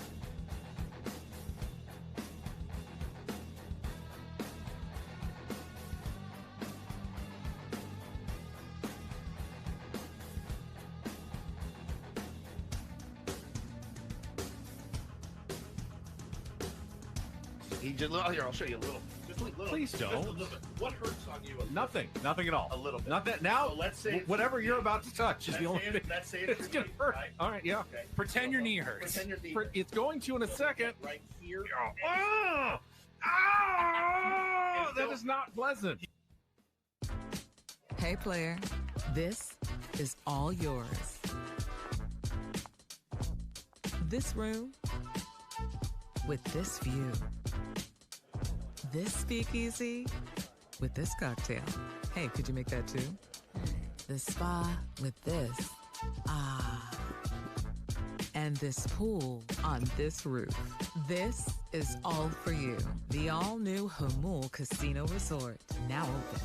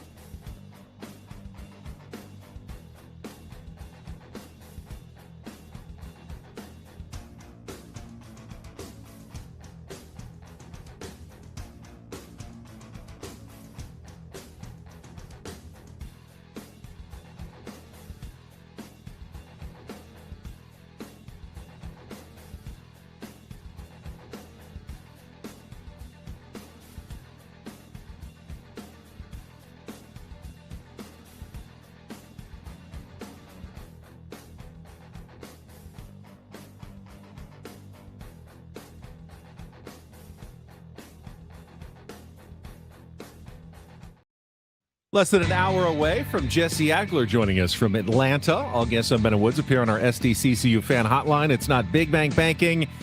It is better. A lot of arguments already about the future of the San Diego Padres this morning. It was reported yesterday that the Yankees are aggressively pursuing Mason Miller if he is available. That doesn't mean a lot to me. There's not a team in baseball that wouldn't love to have Mason Miller. Can be a luxury for some teams. It could be a necessity for others, but every team in baseball would love to have Mason Miller at the back of their bullpen.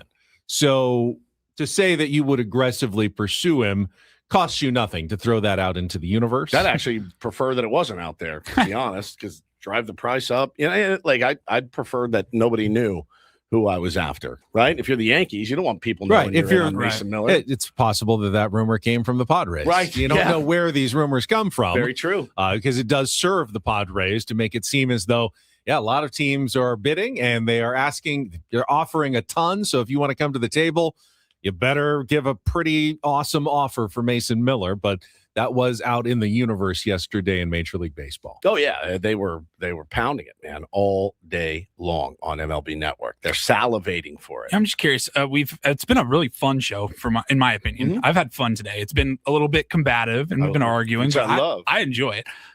Benny said a minute ago, there's a lot of fighting this morning on the future of the Padres, and I started thinking about it. I go, does anybody actually, like right now, do you feel good about the future of the Padres?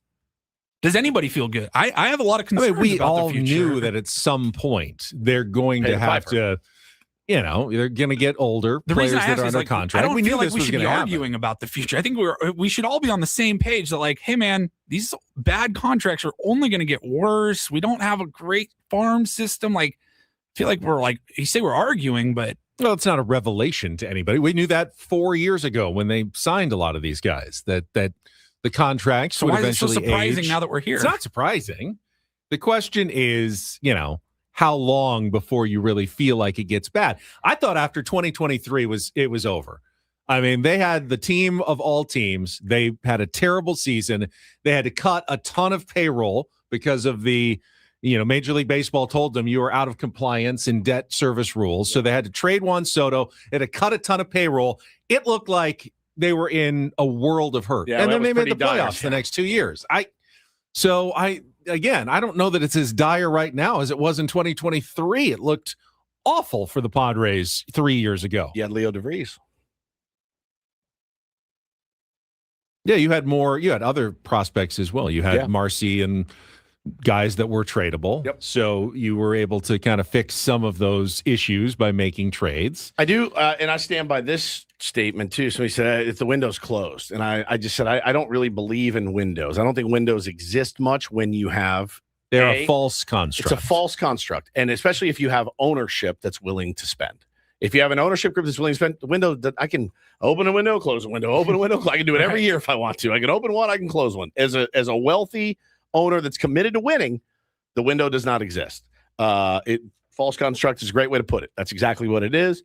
And we don't know anything about Feliciano and Jones yet, really. I mean, there's reason to be optimistic. There's reason to be optimistic, but if they have committed to doing their part, I do think AJ Preller needs to commit to doing his part. And all right, when you guys get here, we will have a little bit brighter future than scrounging and hoping to back into a playoffs and, having to throw Griffin Canning in game 2 against the Cubs or something, or the Phillies. Like, we can do better, in my opinion. And maybe that happens. Maybe that doesn't. Maybe they rip off 12 in a row. Maybe they don't. I have no idea. But I do know that the new ownership group is going to want to put their stamp on it. And again, I loved what Darren said. I'll bring it up again.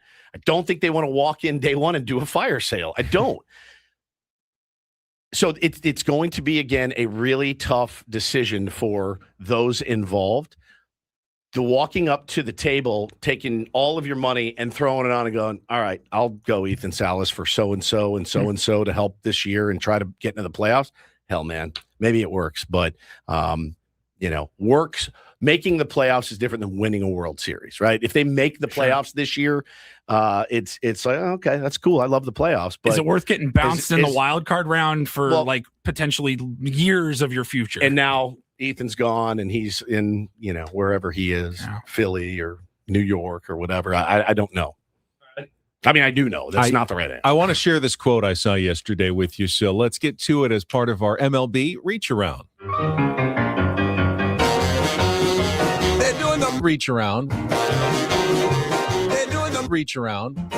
Everybody's doing the Reach Around. As I mentioned earlier, Padres got plenty of help yesterday. They didn't lose a game in the wild card race, still 2.5 back because the Marlins lost their 7th in a row. They were beaten by the Astros 8-5. Yordan Alvarez hit 2 home runs, now is 33 on the season. He may go down as one of the best to ever do it.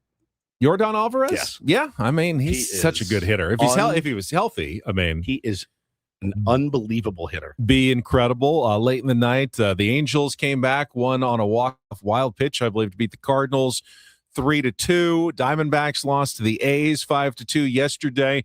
But the quote I wanted to get to, so the Detroit Tigers had a exciting 10-inning win over the Chicago Cubs, 8-5. Cubs stranded a couple of runners in the bottom of the ninth, 8-6. A.J. Hinch was asked about the Tigers, and his quote was, "We've been playing Game 7 since May."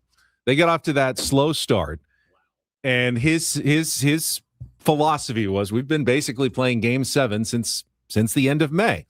We have to win every game to get back into this race. Since the end of May, the Detroit Tigers have the best record in all of baseball under AJ's theory that, hey, we're playing Game 7 every single day. In contrast, I know that a lot of it was made up of Craig Stammen going, it's not Game 7 every single day. Said it again yesterday. Like, I know the trade deadline's coming up, but we have 50 more games after the trade deadline. He's always looking bigger picture. A.J. Hinch is a veteran, experienced manager who's played the game just like Craig Stammen has. Very different philosophies there. Now, extremely different. Padres have a better record than the Tigers still. Now, again, but I don't know. Again, I don't watch enough Tigers baseball to know if he's truly managing, or do you just say that? It's something. Yes. It's a mindset of like, hey man, win or go home. Like, we're dead if we don't. We got to keep winning. I don't know that he's going to. I don't know that he's going to his closer for 2 innings 4 days a week. I have no idea. I don't watch enough. I don't think baseball. He is. Probably not. He's also smart and knows that he does have more games to play and can't treat everything like an actual Game 7. But that's what he said in the media yesterday, and I thought that was interesting. Again, I think Craig could have used a little bit of a sit down and some prep. Craig, we're going to do eyewash 101 today. That's what we're doing in spring training. I'm going to tell you, number one, keep your smiles inside. I know you have a nervous smile. We're not going to do that after losses, especially losses that feel like you got your spine ripped out. A couple other finals. Trey Turner, 2 homers against his old team. Phillies beat the Dodgers 10-7. Royals over the Giants on a walk-off bunt 4-3. Nationals beat the Rockies 7-3. C.J. Abrams is 22nd. Jacob Mizorowski returned just 4 innings, but struck out 6 as the Brewers topped the Mets 8-3. And how about those Red Sox? 14 wins in a row as they beat the Orioles 6-5. We'll talk more about that. Second half of Ben and Woods coming up next here on The Fan.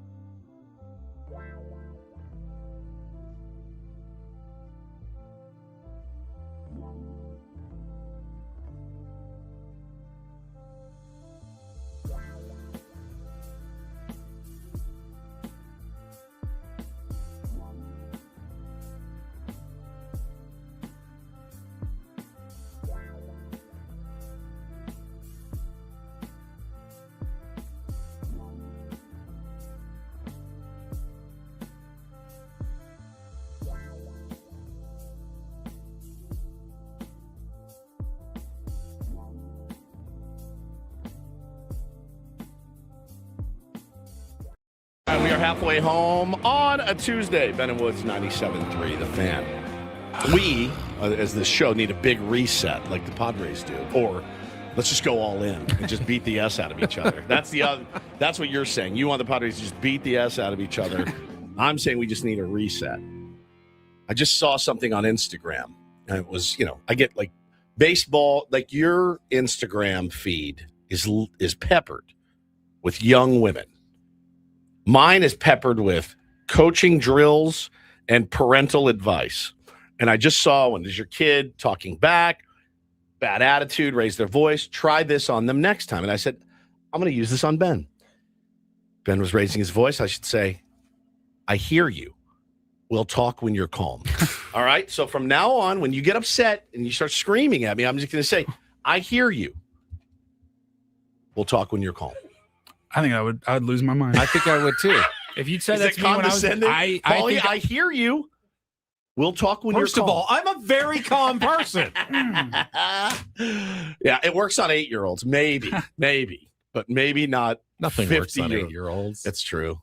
Nothing. It's true. You're right. I'm Woodsy. Our pal Adio Royster is here from Philly. He pops in every year. Good morning. Greetings, gentlemen. How are you? I'm doing well. I'm in for Pride and the Con and maybe a Padres game, but we'll see. I did see some. I was picking up my kids Saturday at the airport, and I saw.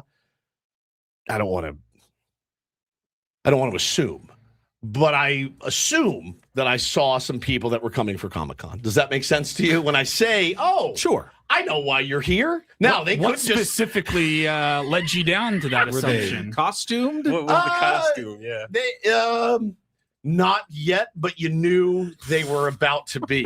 Like This is sounding meaner and meaner. you just is. No.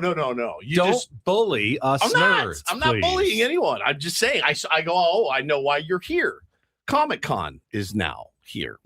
Welcome to America's finest city. But then I'm also here to, spend the morning with you fine gentlemen. We appreciate it, dude. We appreciate you. Part of my vacation is, hanging out with Ben and Wood. It's always good to see you, my man. Adio is he was in radio a long time ago when I first started, and we were friendly. He was across the street, and we would commiserate. And then he got smart. He got out and moved back to Philly. Well, I'm podcasting, so I don't know if I would necessarily classify myself as out. Okay, so. well, listen. You don't have a boss coming in here, no, I do right? not. Like I we do just not. did, and fiddling around on the computers and whatnot. But it's the same thing. I mean, tell me what's Philly been like the last month or so? You had the 250th anniversary of the country, you had the World Cup, you had the All-Star game. I mean, Philly was the center of the universe for a while there. And I couldn't enjoy any of it because it was literally 200 degrees outside. Yeah, makes sense. And then they had the smoke thing coming in from Canada. So, you couldn't go outside without getting asthma attacks like I do. Well, welcome back to San Diego. It's good to have you. Paulie Reindl is our executive producer, and Ben Higgins is your friendly neighborhood sports anchor as well. Now, many people have reached out and asked, and I have not been responding about the headshots. We did our headshots about a week ago. About a week It was ago, a week ago yeah. today, actually, that we did them. Now, Paulie, luckily, They take a while to get developed in the dark room. they do. Paulie was lucky enough to be out of town. Darn. So you're out. You missed them entirely. Yep. Which I thought was rude of them to schedule when Paulie's out of town. But, you can't. Somebody's always gone at some point, right? Like, you had to do. Tony Gwynn was in town because the Padres were off. Like, it was a good week to do it. Paulie just happened to be on vacation. So it was a week ago. When we get new headshots in 8 years, I'll try to be there for that one. Okay, good. Ben was there, and I was there, and I went first. Now, we got an email from Monica a couple days later, and she said, attached are all of your headshots, Woods and Ben and Woods. We did some together. She said, take a look, see if you want to delete any. I never opened it. I still have not seen one single headshot from it. She then wrote us back yesterday and said, please let me know if you want to delete any. I still didn't respond. I didn't want to do it. I did it to be a good company man. And there were so many of them. I didn't know what to say. I mean, do I love them all? No. Do you love any of them? Do I like any of them? No. Also, no. But I don't feel right just going, delete the whole file. Just get rid of it. So I sent mine to Paul, and I said, do your worst. Do your worst. I've not seen these. I don't know how they turned out. My guess is that they're terrible, like every other picture I've ever taken, except for one that was heavily edited that I still use to this day, 15 years after it was taken. They weren't great.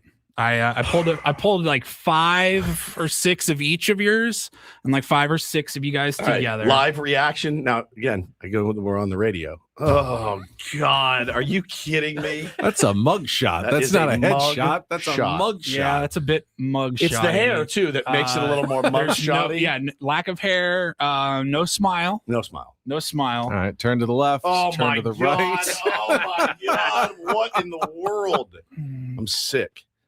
Interesting posture. My hands in front. I'm really straight back. Throwing my shoulders back. Okay. No, we do not want full body. Full body.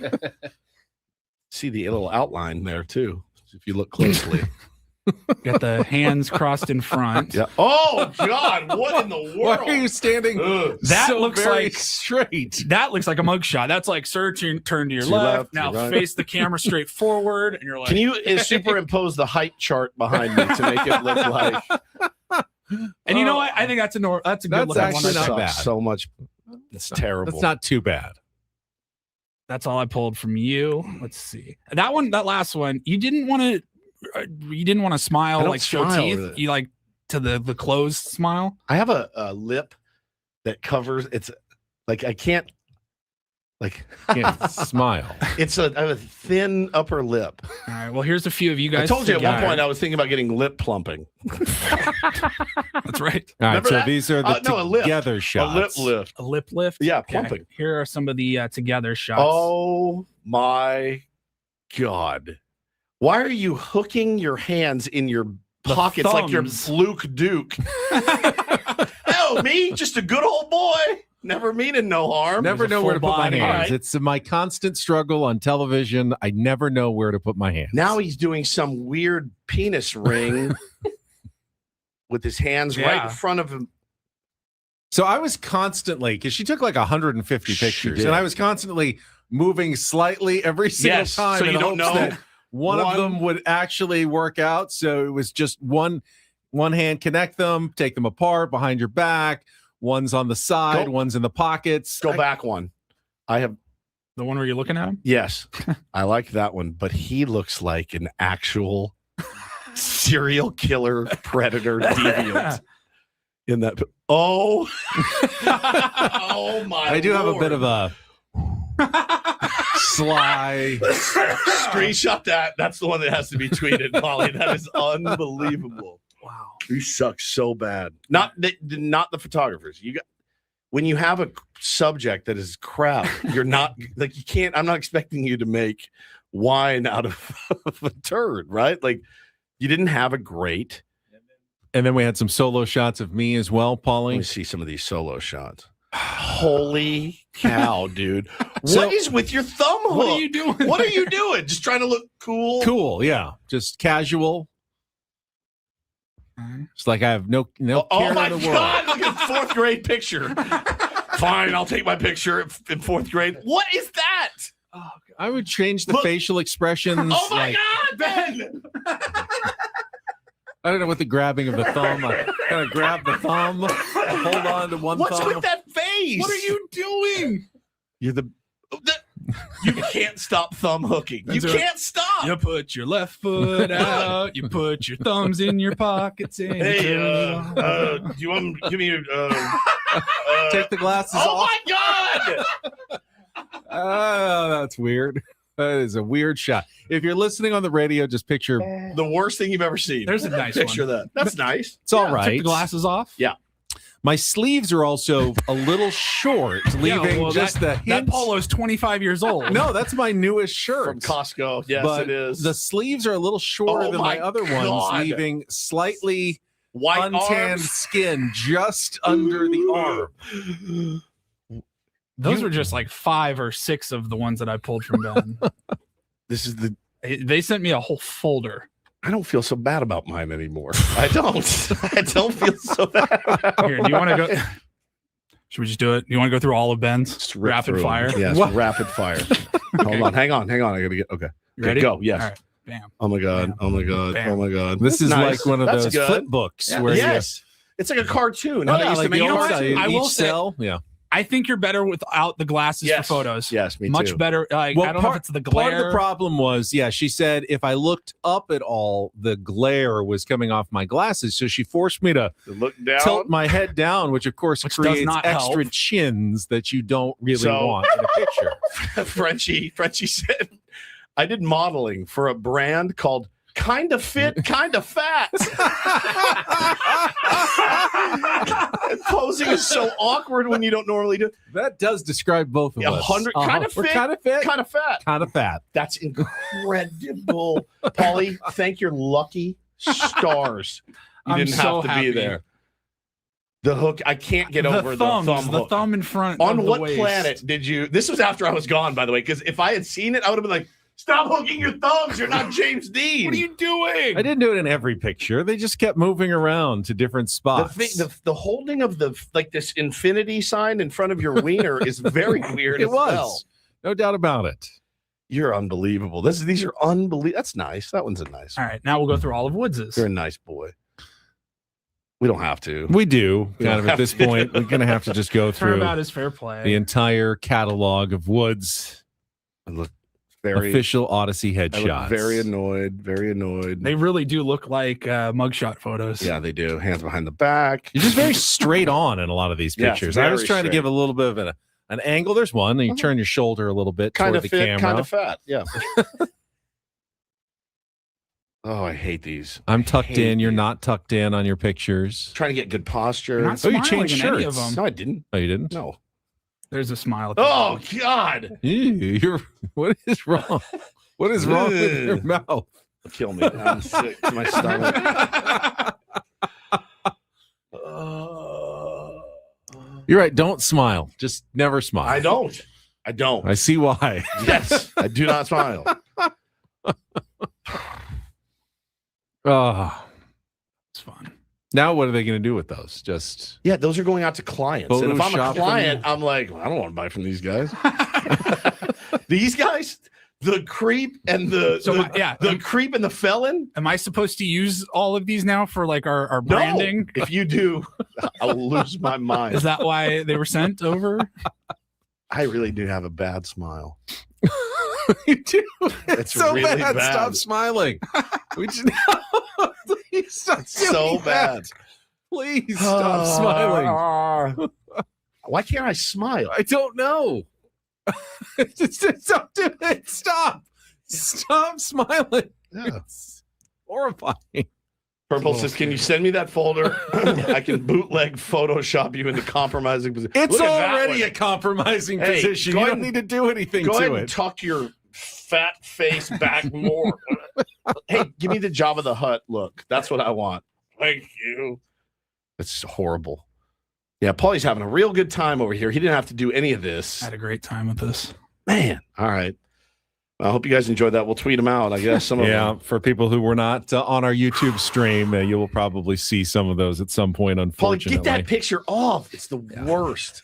all right, let's take a timeout. When we come back, let's play our game. I It's, knew this was going to take on happen. I knew it. I Oh, said it. man. Fine, you don't have to if you don't want to.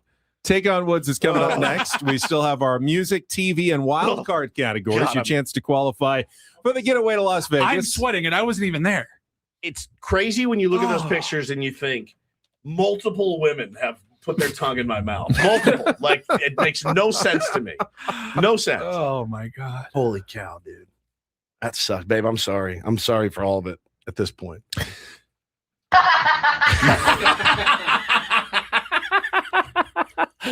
Ooh, that sucked. That's like the worst segment we've ever done. We need a contestant. Give us a call, 833-288-0973, 833-288-0973.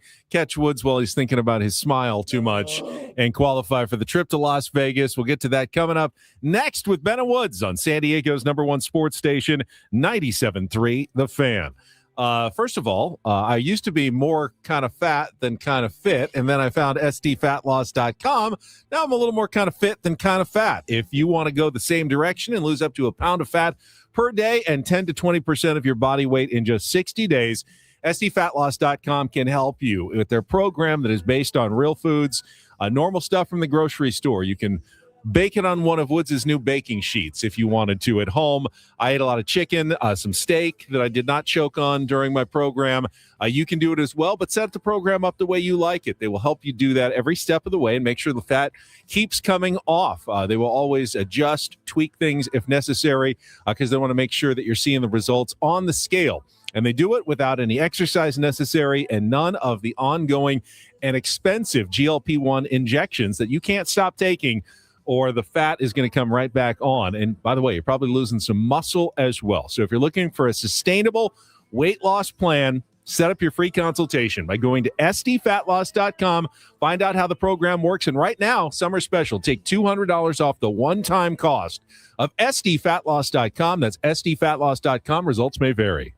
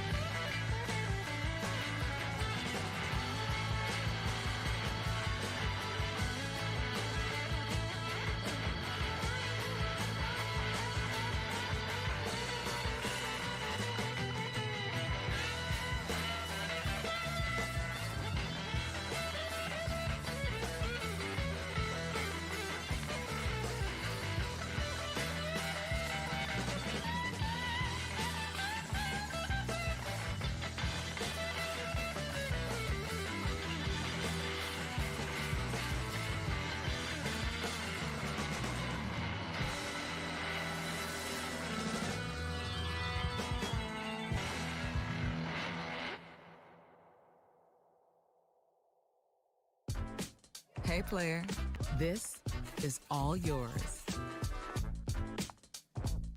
This room with this view. This speakeasy with this cocktail. Hey, could you make that too? The spa with this. Ah. And this pool on this roof. This is all for you. The all-new Hamul Casino Resort, now open.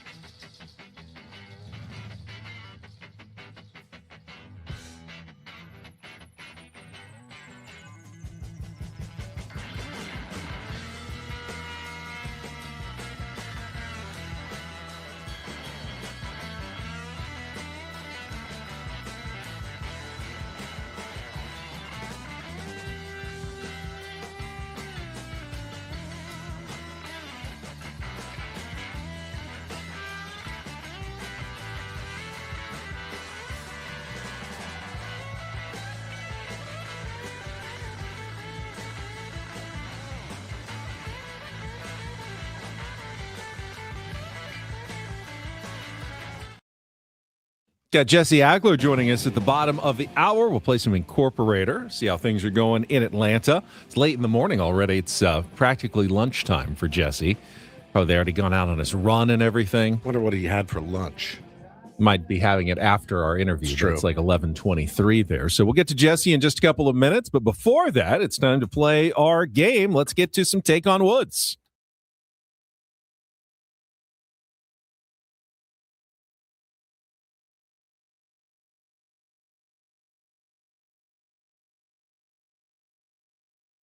Take on Woods brought to you by Bay Alarm, security and fire alarms for every business. We got you. We got a couple of choices here. Let's just go right to, is this Scott? Yes. Hey, Scott, I'm would you like here. to play some Take on Woods? I'm ready. All right, I'm going to do TV. Let's do it. He already knows he's doing TV. I guess I don't have to give you all the categories.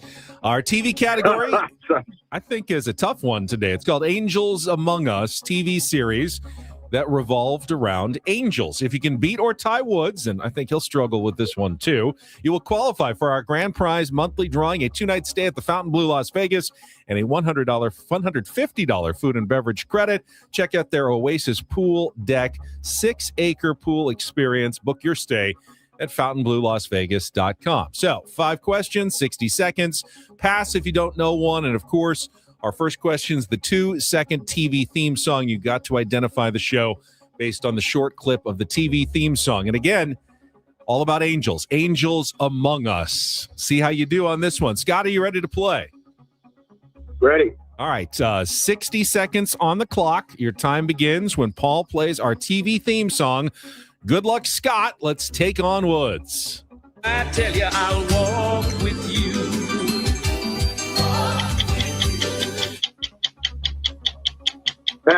Amoral Eleanor, played by Kristen Bell, is sent to a heavenly utopia, or so she thinks, by angelic afterlife architect Ted Danson, in which NBC sitcom debuting in 2016.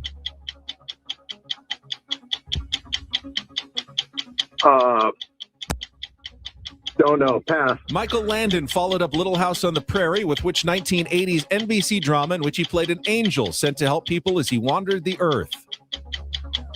Yeah. My Fair Angel? Incorrect. Holly Hunter starred as an Oklahoma City homicide detective who's guided by a gruff angel named Earl, in which crime drama that ran for 3 seasons on TNT.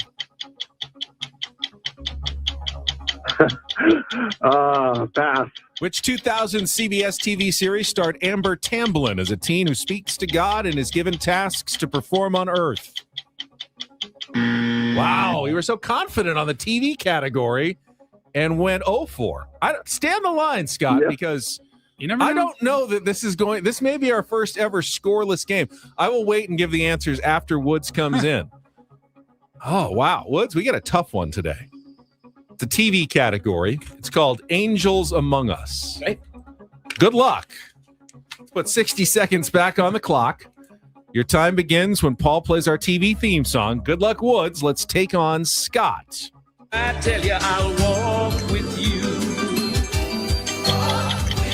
Pass. Amoral Eleanor, played by Kristen Bell, is sent to a heavenly utopia, or so she thinks, by angelic afterlife architect Ted Danson, in which NBC sitcom debuting in 2016.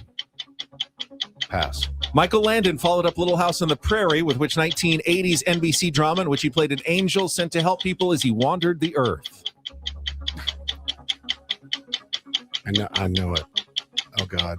Go ahead. Next. Holly Hunter starred as an Oklahoma City homicide detective who's guided by gruff angel named Earl, in which crime drama that ran for 3 seasons on TNT. What is a Dom Rama? Sorry. Pass. Which 2000 CBS TV series starring Amber Tamblyn as a teen who speaks to God and is given tasks to perform on Earth? Pass. Go back to our TV theme song. I tell you, I'll walk with No you. earthly idea. No Nor earthly heavenly idea. idea either. Amoral Eleanor, played by Kristen Bell, is sent to a heavenly utopia. Are you getting shut out? Wow, this is the first time this has ever happened. We have a 0-0 soccer draw. And Scott, guess what? Tie goes to the contestant. You have qualified. Not a loss. That was all about angels on Earth. Yeah, Touched by an Angel. The Good Place was Kristen Bell. Okay. Highway to Heaven. I Highway thought to you might Heaven. have a chance. I remember on it. All I Michael kept Landon. thinking was Angels in the Outfield. That's all that would stay in my brain. Saving Grace, starring Holly Hunter, and Joan of Arcadia, starring Amber Tamblyn. All right. I don't think that's ever had. That was a tough category. I knew that would be tough. I thought maybe like 2-1 or something tough, but 0-0 for the first time ever. That's scoreless. All right, I'll stay away from those type of categories in the future, apparently. Well, stay on the line, Scott. Man. You have backed your way into qualifying for our grand prize drawing. Man. All right, let's take a timeout. When we come back, Jesse Agler will join us. We got an incorporator word for him from Atlanta, Georgia, and we'll talk some more Padres baseball coming up next on San Diego's #1 sports station, 97.3 The Fan. Quickly, first, my friends, please, after that disappointing game, let me tell you about something that will not disappoint you. If you are a business owner, a CFO, HR manager, it can be very complex to buy an insurance policy online. Super Sure is what we're talking about today. The super agency built for you, licensed in every single state for your business insurance and your employee benefits, all with year-round support for you and your team. At supersure.com, you can access tools like the fine print facts. Love the fine print facts. Translate your current policy into plain English. You can see what's covered and what's not. Plus, the old BVC, the business value calculator. You can estimate what your business is worth. You know what actually needs protecting. So, again, if you fall into that criteria, the owner, the CFO, or HR manager of a company that has more than 25 employees, highly recommend going over to supersure.com. One super agency, one powerful platform, all of your policies in one place. Go to supersure.com. That's supersure.com, paid for by Supersure Insurance Agency, LLC, a licensed insurance agency.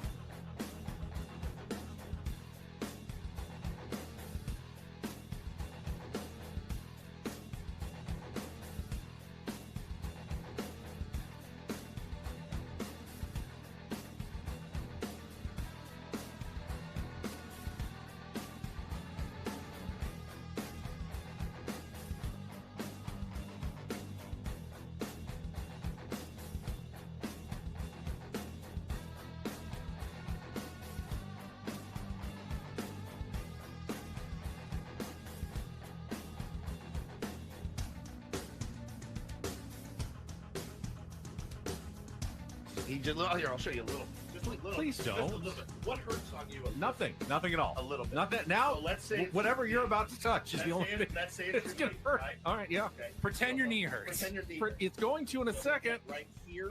Oh, that is not pleasant.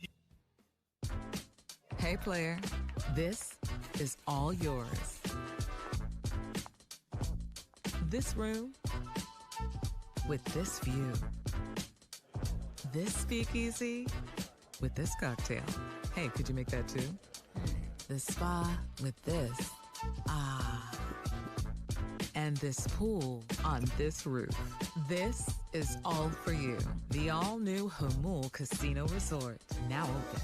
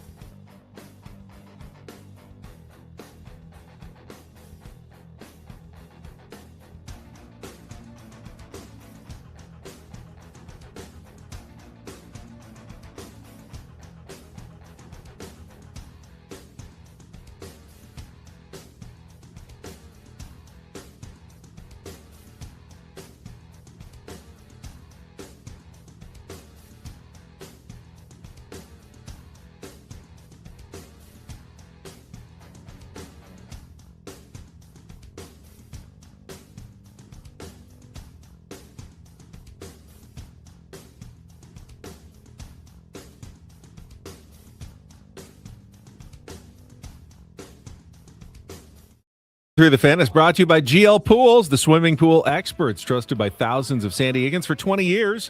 The baseball season is in full swing, so is swim season. Make sure your pool is ready. Call now, mention radio for 20% off new service plans in 2026. All right, tough one for the Padres last night as they fall 3-2 to the Atlanta Braves. And let's go out to Atlanta, Georgia right now, where we are joined by the voice of the San Diego Padres. Jesse Agler is with us. Jesse, it's good to have you back. How was your All-Star break? That was fantastic. Thank you. Actually did feel kind of like rested and recharged a little bit. It was very nice. And then they drop you in Kansas City where it's like 97 degrees to start the second half. Brutal. Yeah. It was pretty gross. It was pretty gross. No, it was not like a gentle reentry. Especially like that first game, the crazy 10-inning game. It was like, oh, here you go again. Here, have right at it. It was definitely not like easing back into it kind of situation. I rarely hear, Jesse, I think you really spoke well for the fan base that night, because when I heard back with the walk-off, I go, oh, he's broken inside just like I am after I heard your call. I go, because it's, you don't want to get too emotional, but I heard that and I went, oh man, like that got to Jesse. That game Friday turned me into the Joker, Jesse. It hurt so bad that night. That was a really tough one to swallow. It was. And it's funny because, I have a lot of conversations with fans, people email, social media, at the ball game, whatever, about, tone of the broadcast. And look, it's you're never going to make everybody happy. There's one guy who emails me all the time, and he gets so upset that I'm happy when the Padres do well and upset when the other team does badly. Like he doesn't understand. I think, that like I'm the Padre announcer and that's kind of how it works. But like, right. I get, everybody kind of has their own opinion on the thing. And, the needle I try and thread, and it's just kind of my philosophy on the thing, is, to have sort of what I consider like a responsible but also reflective tone on where we are. And that game Friday, coming out of the All-Star break, beginning of the trip, and the way it went down, like that's how it felt to me. It wasn't just, a random walk-off loss. Right. It wasn't, a month ago. It wasn't when you're 10 games over 500. That was a gut punch, man. That was real. And so, I let it out a little bit more maybe than, I would have in another situation, because I felt that was appropriate for the moment. Now, it didn't mean that I thought the season was over, that all was lost or anything like that. But in that moment, I thought that was one of the more, emotionally painful, situations we've had all year. And so I let that, be reflected in the way I called it. Yeah, it was great. And what killed me, though, was how it happened. You just feel like you're just giving up such weak contact and then just finding these holes. And it's like, you played so well to get yourself to this point, and all undone by some of the vagaries of baseball. Yeah. No, I mean, we say it all the time. It's the cruelest sport. It makes the least amount of sense of any other game out there. And that game's a perfect example. I mean, they played a great game. If you put the results aside, and I know that's kind of like, hey, Mrs. Lincoln, how was the play? But like, if you put the result aside, it's one of the better games they've played all year. The way they battled and the Ty France home run and putting up, the Mason Miller working out of the bases loaded and putting up 3 in the top of the 10th inning. Like they played a great game, until then. And even then, as you said, it wasn't like Kyle Hart was getting knocked around the yard or anything like that. The Royals had some batted ball luck. They put down a good bunt, and like that's how baseball works sometimes. And it's not a game that always makes sense. It's not a game that always rewards, the team that does everything right. And sometimes it's just not your night. And that's what makes it, this horrible thing that we keep coming back to. It's an interesting position, Jesse, to be in as a fan, as a broadcaster, and I would guess as a player too, right? Like, all right, we got 12 games to you keep saying it every day. We got 14 games to show them what we can do. Then we got 12 games to show them what we can do. Last night, was you felt like that's a game they absolutely could have won. Probably you swung the bats better than the Braves, but when that happens, you can probably see the pressure, trying to maybe take the extra bag in the first yesterday. There's all kinds of things that happen when the pressure ratchets up. What are you kind of expecting these next 12 days? It's so hard to tell. It is. And, this will not surprise you guys because of the number of times we've talked about things over the years. But I actually think, the whole trade deadline deal is probably going to end up being, far less, binary and far more nuanced, than I think most people expect it to be. The whole buy-sell conversation in this, 80 teams in the playoffs era is a little bit different, than it used to be because there are so many teams sort of on the fringes. And you obviously have a couple of teams that are straight sellers, and might, be willing to unload a little bit. But, Tony and I talked about the other night, even the Royals who, came into the second half tied for the worst record in baseball. Like they're not gonna trade Vinny Pasquantino, right? They're not gonna trade Jack Caglione. Like, back in the day, you might have a team that would get rid of a guy like that. But like they're like, all right, hey, we're having a bad year, but we won 82 games last season. We're not giving up on this core. We still believe in the guys we have, and we're gonna run it back next year. And so, you have a lot of teams in that position. You have a lot of teams in the position where they think, hey, we might be able to, make a Red Sox or a Tigers-like run and get ourselves back in this thing. And then, from the Padres' perspective specifically, I think, look, I'm not going to ever try and predict what AJ will do because, he's AJ. But, there's, a million different scenarios with this guy. And, he could make a deal that does one thing and a deal that does another. And you're like, all right, well, did they buy or did they sell? Like, he's just going to do what he thinks he wants to do in order to put himself in a good position both now and in the future. And, I think we could kind of come out of the trade deadline in 12 days, like you said, and be like, all right, well, that's interesting. That wasn't exactly what I was expecting. And it's not exactly one thing or the other. And like, if I had to bet on something happening, that's kind of probably what I would think it would be is that, we're going to sit around afterwards and be like, well, that's kind of interesting. That's not exactly one thing or the other. And I mean, who knows? Like I said, I'm not going to try and predict what's going to go on, but he's always making it more interesting than I think we give him credit for, or that we expect him to do. Yeah, for sure. And he's in an interesting position this year. One where if he does what you just said, I think people can get behind that, right? Like, oh, we're not salary dumping and we're not, fire sailing, but we're also not trading Ethan Salas for 2 months of somebody, right? Like, I think fans can get behind a prudent, because he has gone all in before, right? Like the chips have gone all in. I'm not leaving anything on the table. We are going for it. I don't know that this is the team to push the chips all in, but you can maybe throw a few chips in and make some prudent decisions. And I think that's an interesting position for a president of baseball ops / GM to be in. It's not black and white. It's not linear. Yeah, and I think of all the GMs in the league, he's probably the guy you want in that position. So many guys play scared. So many guys are kind of, stuck inside of a little box. And AJ is the one above all else who doesn't operate within a box. And so if ever there was a time to be creative, if ever there was a time to kind of think outside the box, this is the guy to do it. Now are there third rails there? Absolutely. You're outside of the box, but there's also an electric fence around the thing. So, you got to go out and see how it goes. But he's the guy I want to see, in this position. So we'll see how it goes. Talking to Jesse Agler from Atlanta, Georgia. Padres and Braves, game 2 of the series tonight, 4:15 here on 97.3 The Fan. And I want to get your Jesse Agler measured opinion on the long-term health of the Padres. We had some discussions this morning. The outside noise is always, hey, these contracts, long-term deals for Manny and Xander are going to eventually drag the Padres down. The farm system has been spent. There's not a lot of positivity, but I know it's, Woods even said it, not as black and white as it always seems. What's Jesse's perspective on the long-term health of the Padres? I think it's kind of a lame, lazy take when you hear that stuff for a couple of reasons. One, because I was hearing the same thing about the farm system 3 years ago. And then, a year and a half ago, it was like, oh, this is one of the best farm systems in baseball. So, they can restock this thing, and they have great confidence in themselves in order to be able to restock this thing. So, there is a draft every year. Let's remember that. And AJ and his staff excel in that department. Not that you're going to, hit a home run every year, I know, but they are very confident in their ability to restock. So I think the farm system thing, that can take care of itself. Might take a year, 2 or 3, sure. But they can restock a farm system probably about as quickly as anybody.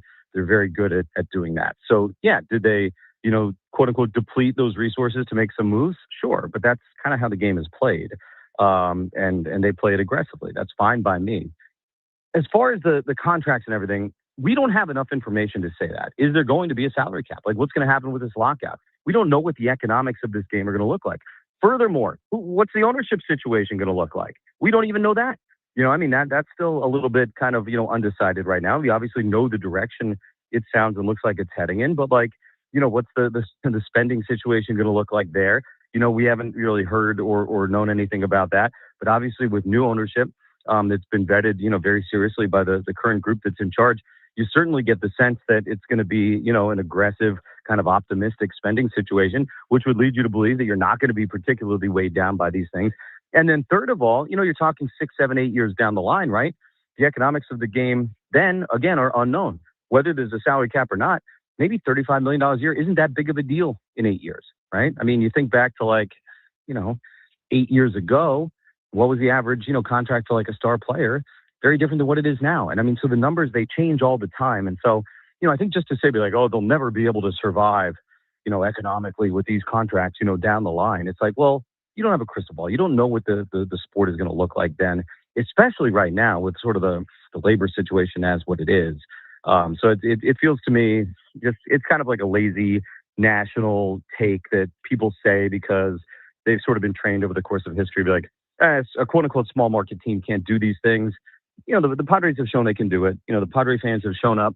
The economics of baseball in San Diego are very different now than they've been at any other point in history. And if the East Coast media hasn't picked up on that yet by now, that kind of feels like their problem, not ours. Yeah, fair enough. My take this morning was more of right now, the way that they look, where the offense is ranked, where the pitching is ranked, where the farm system is ranked, it feels a little life supporty. But I also contend that, the window for a team can scream open and shut at any time. I think if I don't even like the window analogy. I don't either. I really don't either.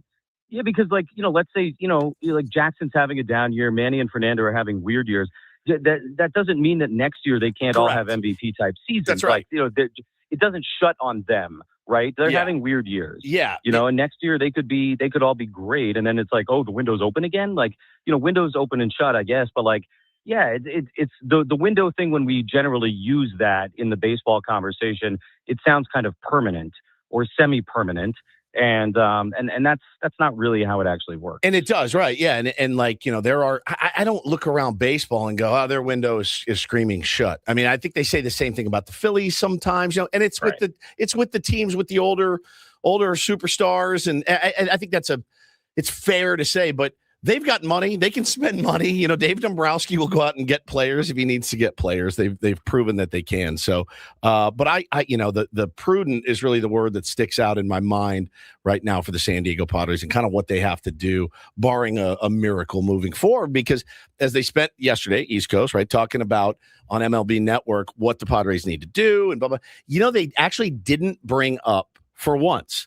Well, they're a small market team. They didn't bring that up. They didn't say they're not going to be able to afford these guys for the first time ever, like yesterday, because I think they realized, new ownership is kind of the North Star for this team. Yeah, and again, we don't know what that's going to look and sound like. Again, I'm optimistic about it because I don't know why you would come in, spend all this money, and then not, want to aggressively pursue greatness. Right. I'm sure that's what they're thinking.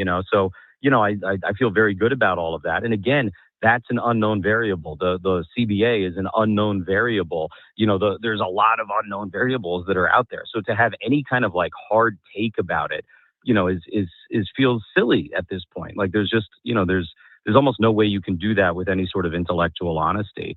And again, the thing has been humming for a few years now, in large part because of the great fan support that there's been. And, Eric Grubner used this great term a few years ago that I love. It's like this virtuous loop that exists between the team spending money, the fans spending money, which allows the team to spend money, which allows the fans to spend money. And it's this great thing, that's kind of allowed the thing to sustain itself, going back to like call it 2021. And, everybody's sort of like in on the program right now. And so I don't know why the Padres would try and kind of get off that treadmill, so to speak.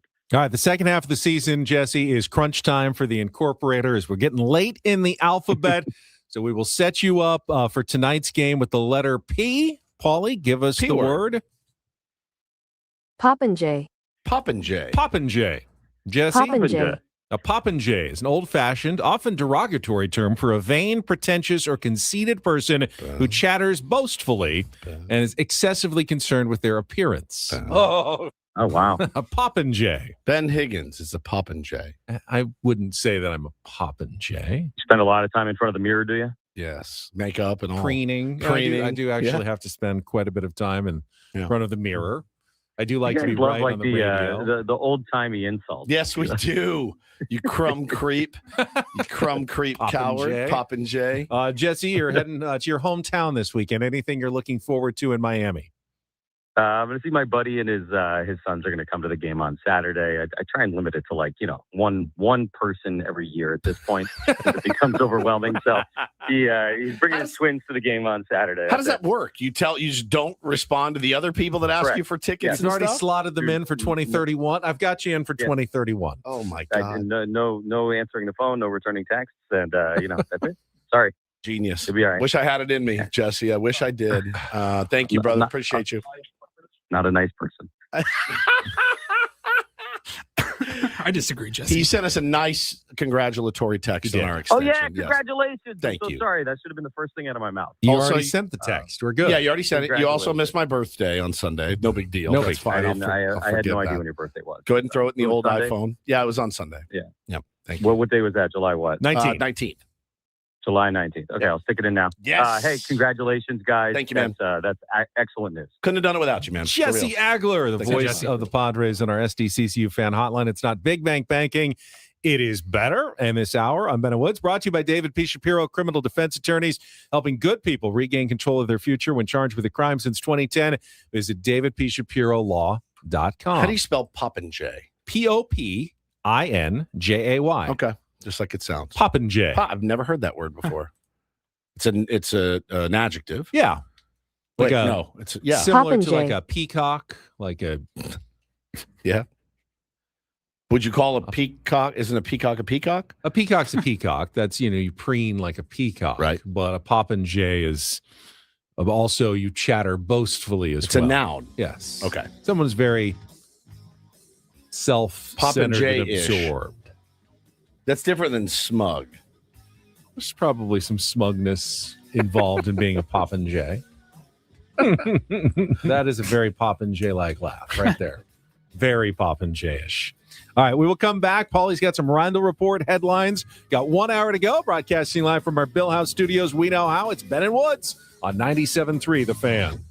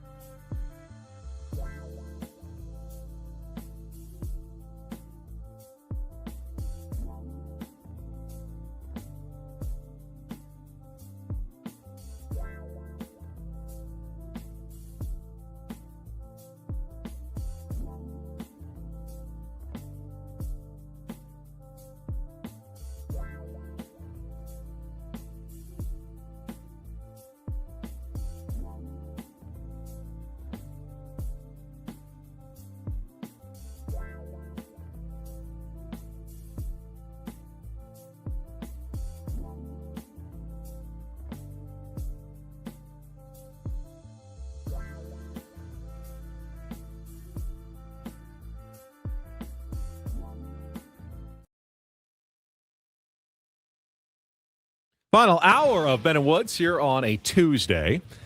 We briefly mentioned it earlier and then kind of got distracted with all of our other conversations about the San Diego Padres. But the unfortunate news that Miguel Andujar headed to the injured list yesterday as well after taking the curveball off his hand over the weekend, ended up with a broken bone. They don't think it's like bad, but bad enough that he's probably not going to be able to swing a bat for at least a couple of weeks. So they put him on the injured list, and he was actually getting hot again. Yep, he hot early in the season, then he got hurt and he was cold for a while, and you go, oh, well, but then he started coming back with tons of doubles. He's one of the team leaders in extra base hits this year.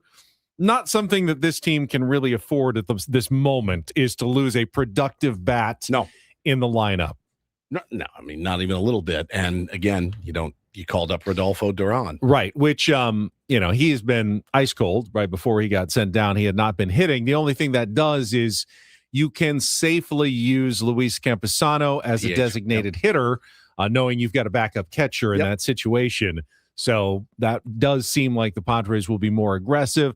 Yesterday they got Xander off his feet and had Sung-Moon Song playing short and used Xander as a DH. Craig Stammen said, probably will do that a bunch of times. I was expecting to do that anyway, but it does give you at least the option of Campy getting into the lineup a little bit more. But he's been injured as well. You know, they came in, pinch hit. I think he walked, and then they pinch ran for him right away to get him back off of his feet. So they can't be too aggressive with him either, as he's been battling is like an abdominal or oblique or something. You could see him wincing on some swings over the weekend.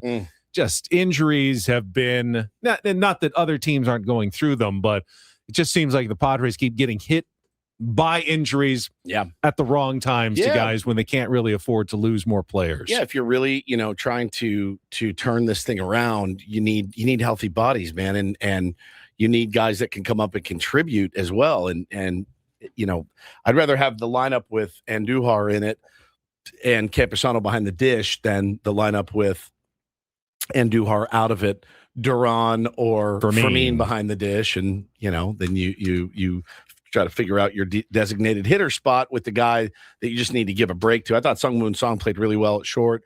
Looks pretty nasty over there with the glove. Made a really nice play up the middle, man, and great throw to get the guy by a half step. I can see him being a decent player next year. He's getting better, man. I can't. Really kind of like Ha-Seong Kim was not very good his first year, and then started to become, I think he even made an all-star game, if I remember correctly. Yeah. I don't know that Sung-Moon Song will get there, but I can see him being a regular, for the San Diego Padres before the end of this deal. What was it, a 4-year deal? They signed him $13 million.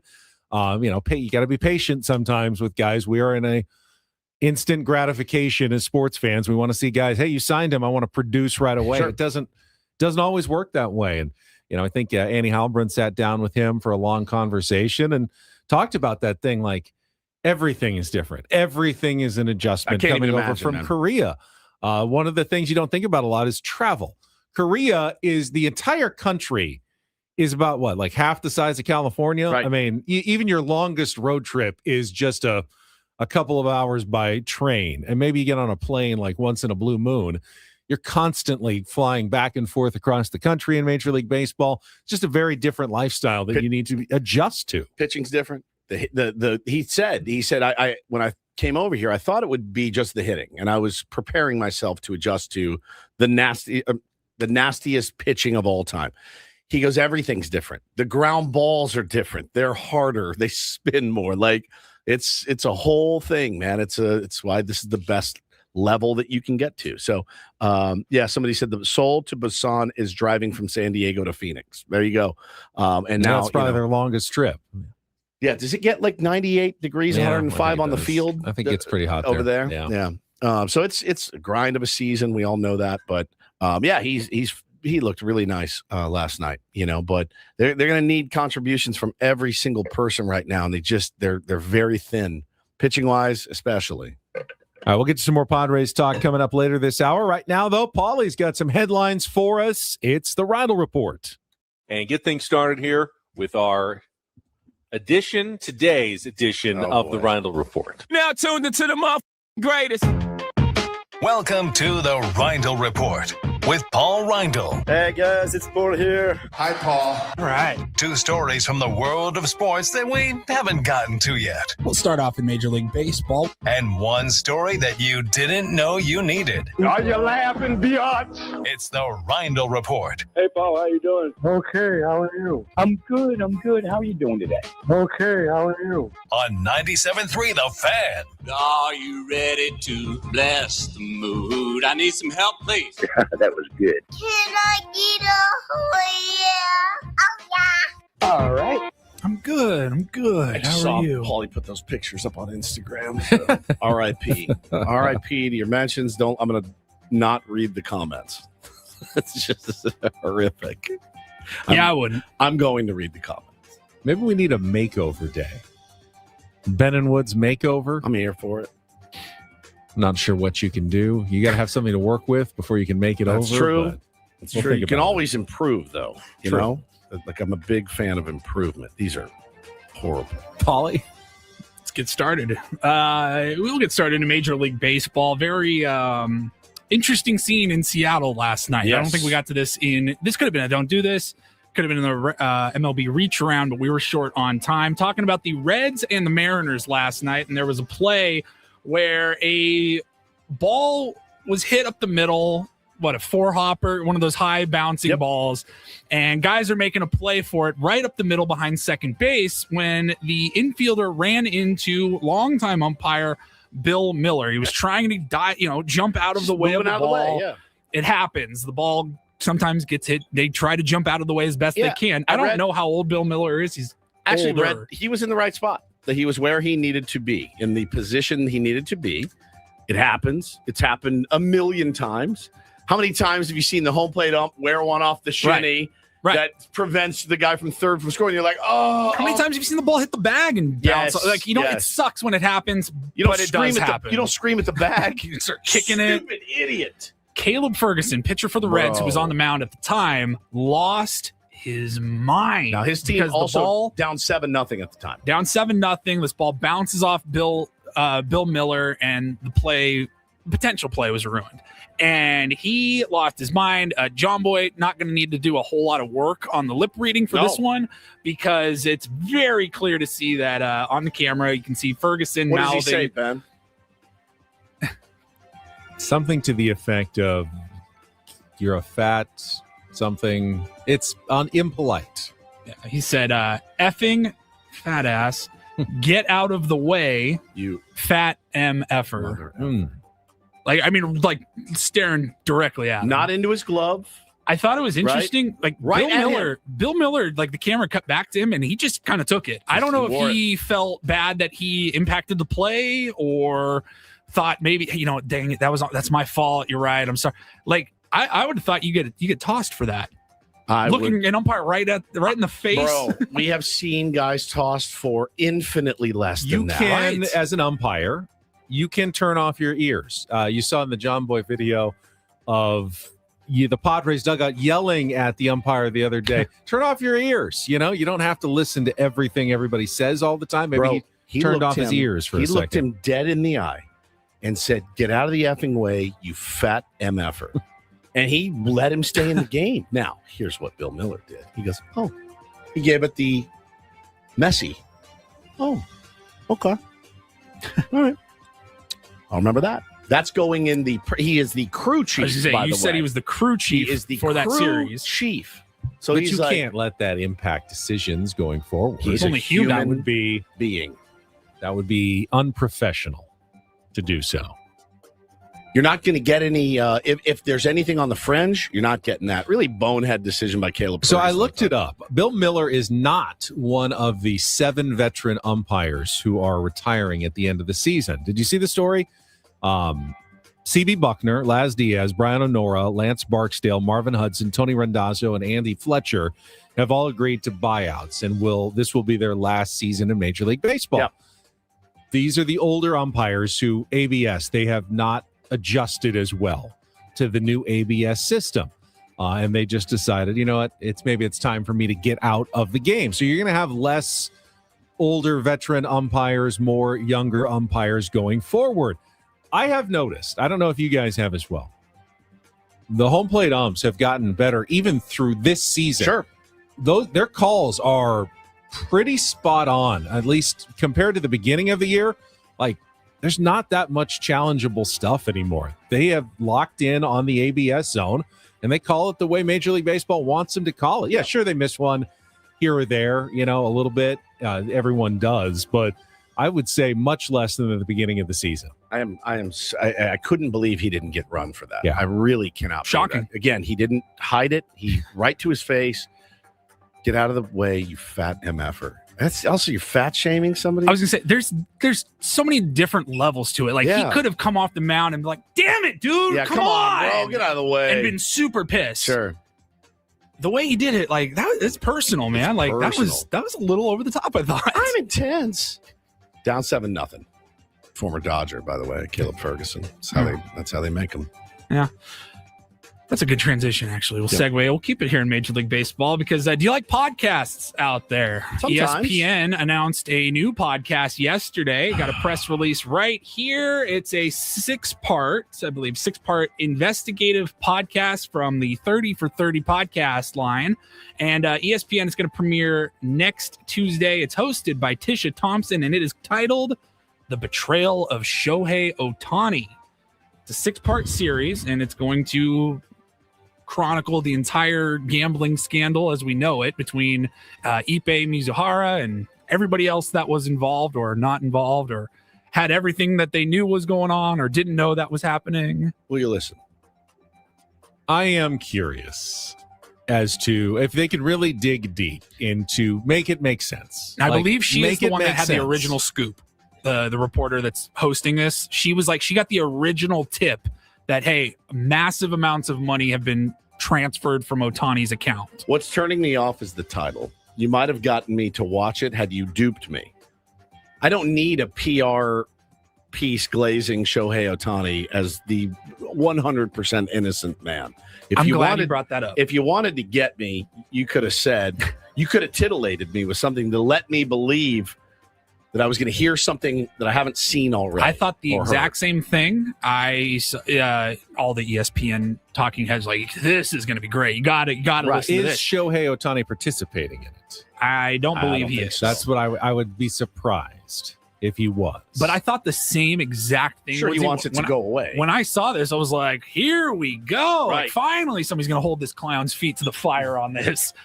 No, it looks like it's actually going to be like, he's totally in it. He had no idea. He puffed. It's a puff. It's puff but podcast. I think it's still telling if he's not sitting down for an interview explain it. Right. I think the questions will always remain until he actually can sit down and totally convince people that, yes, I let someone have access to all my accounts and didn't have anyone checking up on any of this. And I am totally a complete rube when it came to all of this, and make us believe it. There will always be skeptics that have questions. The initial story that came out was, I covered for a friend, and then it was actually I didn't know about it. It was very, very weird. Yeah, Megan, your wife makes a good point. I don't want 6 parts of anything.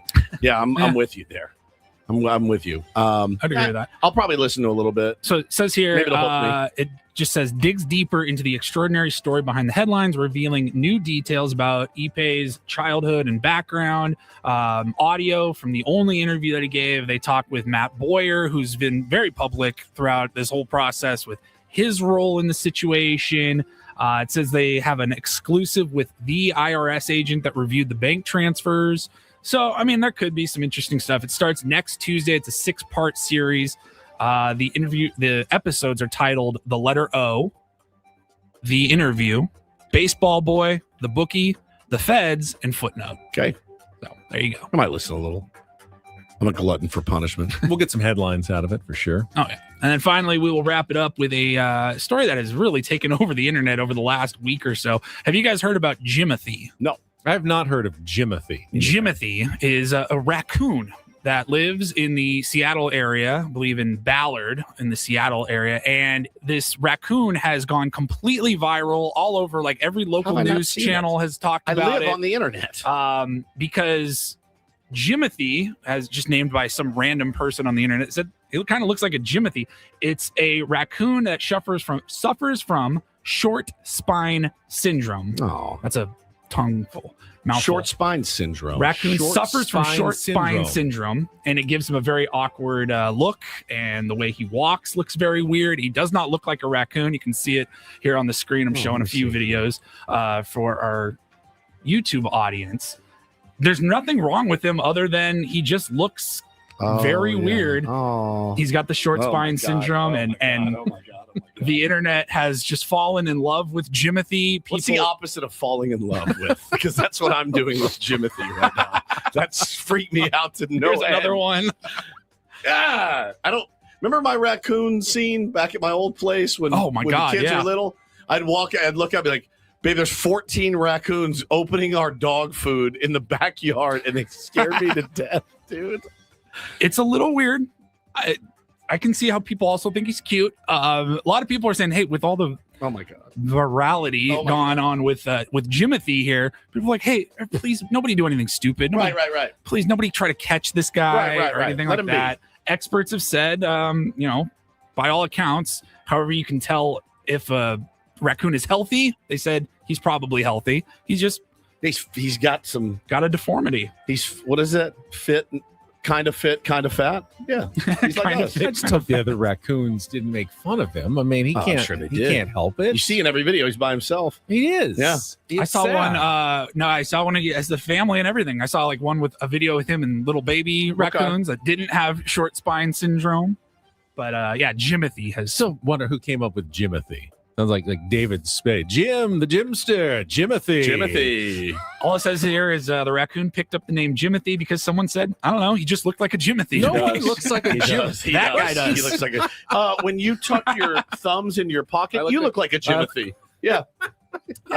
When you're leaning against your car, with your thumbs tucked in, you look like Jimothy Higgins. Jimothy Higgins. Yeah, it's been about a week since he's been going around the internet. Murals in Seattle area have been made. People have gotten Jimothy tattoos. They're selling Jimothy merchandise. They had at the Seattle game, the Brewers, they do the sausage run. That in 20 years. Tell me about your tattoo. Oh, this is Jimothy, a viral short spine syndrome raccoon. You don't remember this from 2026? That was popular for about a week. Yeah, had this crazy run in 2026. Explains my Hot Tua tattoo on my lower back, right? Man. He was at the, well, not he, but the Mariners, like the Brewers do the sausage run. The Mariners have a salmon run where they have these people dressed up like salmon and they run around the warning track, and they had a raccoon in one of their recent games running behind the salmon, and he ended up winning the race. Now, he didn't like limp or anything, did he? No, it wasn't actually Jimothy. It was a guy. No, I know, but the guy, that's what I'm saying. Like, didn't like have a hunchback. Don't you like accuracy? Isn't that like your favorite thing is being accurate?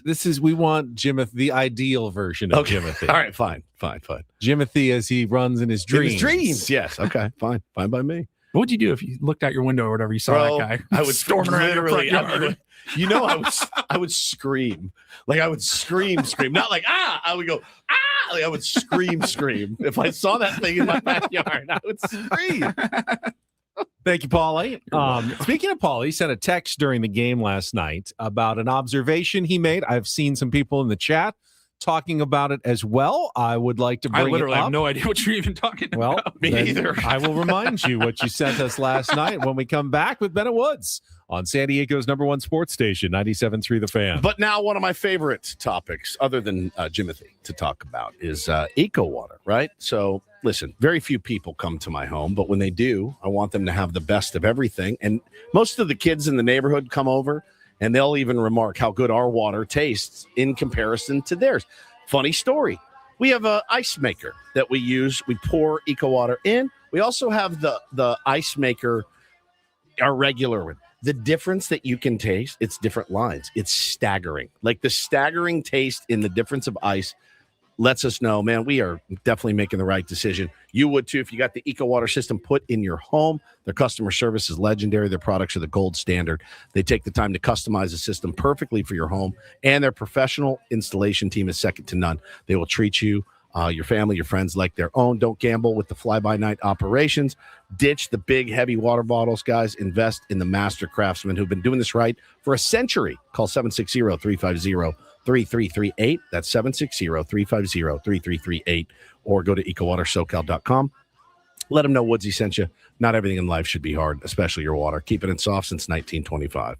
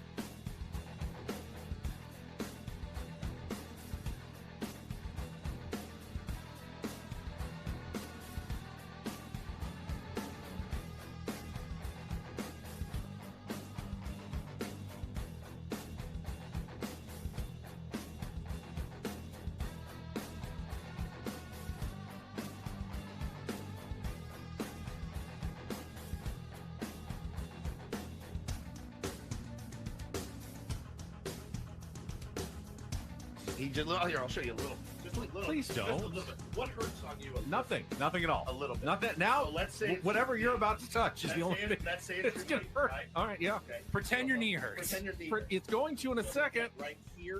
Oh, that is not pleasant. Hey, player, this is all yours.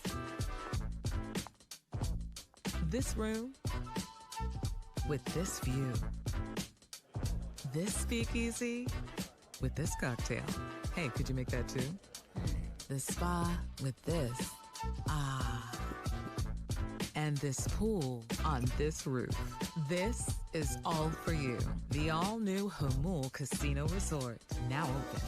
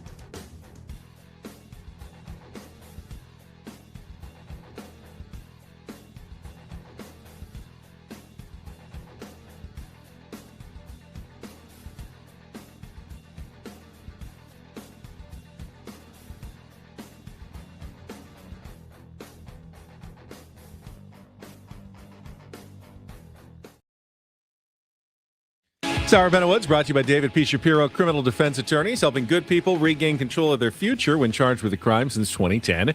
Visit davidpshapirolaw.com. So I'll remind you, Paulie, of what you texted us last night. Thank you. Because I still haven't seen it yet, but you were watching the streaming version of the Padres, and it included, during one of the inning breaks, one of the advertisements that Major League Baseball owners are playing to promote a potential salary cap. I'm going to try to pull it up here while we talk about it. But basically, it felt like a political ad. You remember, every other October or whatever, it's this person against this person. This bill is wrong. Don't vote for that. Right. And it's now, Woods and I have not seen it. Now, we watch generally on our either Cox or Spectrum cables. I've got Cox. And I believe that those commercial breaks are filled with different spots through the cable company rather than where Paulie's watching through MLB TV. And are these are these playing on the radio as well, or is it just television? It's just television for now. So I have not heard any radio ads for it, but they're trying to win the public relations war. Not that really should make a difference, but apparently it does, and if the fans are applying pressure to one side or another, I would assume they feel like they'll get a better deal in the union negotiations if the players are feeling like, fans all seem to be like pressuring us to accept some sort of salary cap deal because the owners can convince them that it's the best thing for baseball going forward. People in the chat, they agree. They said it felt gross. It felt dirty. I think I said it felt slimy. It was just weird. It was like they showed graphics and they said like over the last since however long ago, the Dodgers and the Yankees have spent the most and they have the most wins, and fans are demanding a salary cap. And it was very like political ad feeling. The interesting thing about all of this, is this a fair statement? If they go this route, can they ever go back? They will never go back. I think the players realize once we agree to this, if we agree to it, or even a semblance of it, this is our lot in life. Now, Evan Drellick wrote in The Athletic yesterday, and this is something that players should consider, that a salary cap will be required if MLB is ever going to pool all their local rights together and sell them for like a big multi-billion-dollar package. And if you don't have the salary cap, then the Dodgers and the Yankees are never going to give up their local media rights. Right, nor should they. And you may be leaving a ton of money on the table by not getting those media rights together, which means the players could end up losing money in the long run because Major League Baseball won't be making as much money. Any salary cap will be tied to revenue. So the players do have an incentive to want to agree to something that increases revenue as much as possible, especially if their salaries are tied to that revenue. But wouldn't their salaries then in that case be, I mean, look, when you say cap, this is as much as you can make. But no, because the cap is tied to revenue. So if baseball revenues double, the cap doubles and players make twice as much money. So in that sense, you're betting on baseball. If you're a player and you agree to a salary cap that's tied to revenue levels, you're betting on baseball growing, knowing, hey, could be good for us because salaries could go way up if baseball revenue goes up at the same time. But if it doesn't? If it's not attached to revenues, which it's not right now, it's simply an open market. Owners can just decide on their own. Guess what? We're not going to spend that much on free agency. If most of the owners decide in the offseason, a lot of them do, we just don't want to spend that much, then it won't help the players that they don't have a salary cap because there's no floor. So owners can spend as little as they want on. That's the argument. I'm not saying that I'm in favor of a salary cap per se, but there are real benefits, to the sport potentially for having a salary cap and maybe even for the players if it's negotiated correctly. I've said all along, the only way this is ever happening is you make a cap, but you make it so high that it's impossible for today's players to say no. And then in 5 or 6 years, the owners will say, okay, now things have kind of settled in and the cap hasn't gone up that much. We've got controlled costs. Our franchise values go up. We're happy too. But you're going to have to make the players really, really happy to even think about accepting something like that now. Yeah, I agree. It's again, you can reduce it down to, and you'll hear it a lot. You can reduce it down to millionaires against billionaires, multimillionaires against billionaires. And what side of the fence do you fall on? It is very nuanced, obviously. I've been reading that book that Crony gave me. Crony is the representative for the Padres. It's such a slog to get through, and it makes you want to wash your hands of it and just be like, whatever you want, which is what the owners are banking on. They're banking on the players being like, enough. We're going to get paid and we're going to all share money. We'll whack up this piece of the pie together. And I think they're so dialed in. And when you hear the term salary cap, if you're a player, one of 26 guys on the roster, you're going to go, I just don't think I can agree to it. Well, and it's also, these are competitive people, especially the players. Oh, yeah, they don't want to lose. They don't want to seem like they've lost. So you may need to come up with a different word for it, whatever it is. Yes. What is a synonym for cap? Hat. It's a salary hat. It's a salary sky. It's up there somewhere. It's a salary atmosphere. You're keeping the salary atmosphere down. But I don't know that they'll ever agree to a salary cap. Well, it's just with those words attached to it. At the end of the day, I don't think anybody is super truthful about what their actual wants are. I think they all speak altruistically, Ben. Like this is good for the health of the game. Players want to make money. Owners want to make more money. That's it. That's what it boils down to. Everything is dictated by money. Players want to make as much as I can because I have a limited window to do this. Also, people come to watch me. They don't come to watch you. They come to watch me. So I want to make as much as I can. Screw you guys. The health of the game, no one cares about the health of the game. They want to make money. The owners want to make so much money, and they want their franchise to be worth double what it's worth now. I'm not saying it's a bad thing. That's welcome to being on the planet Earth. I want to make double what I make right now, but I don't have a union fighting for me against Odyssey owners. So they're really leaning into the parity aspect. Yes, they're leaning into the parity. I pulled up MLB TV. I tried to find that exact spot that I saw yesterday during the game. They do something where they get rid of the commercials during the replay. So I wasn't able to find it, but I searched like MLB TV salary cap. And there was another commercial, totally different one than the one that I saw. It was a 60-second spot. Yeah. Basically the same thing. And the commercial starts with, again, this is MLB produced commercial on MLB TV, so they can put out whatever messaging they want. Sure. But it said, we asked fans across baseball, and they just showed fan after fan after fan being interviewed like on the street. And they're like, Bob Nutting. I would like some more parity in baseball. Hey, we need more parity in baseball.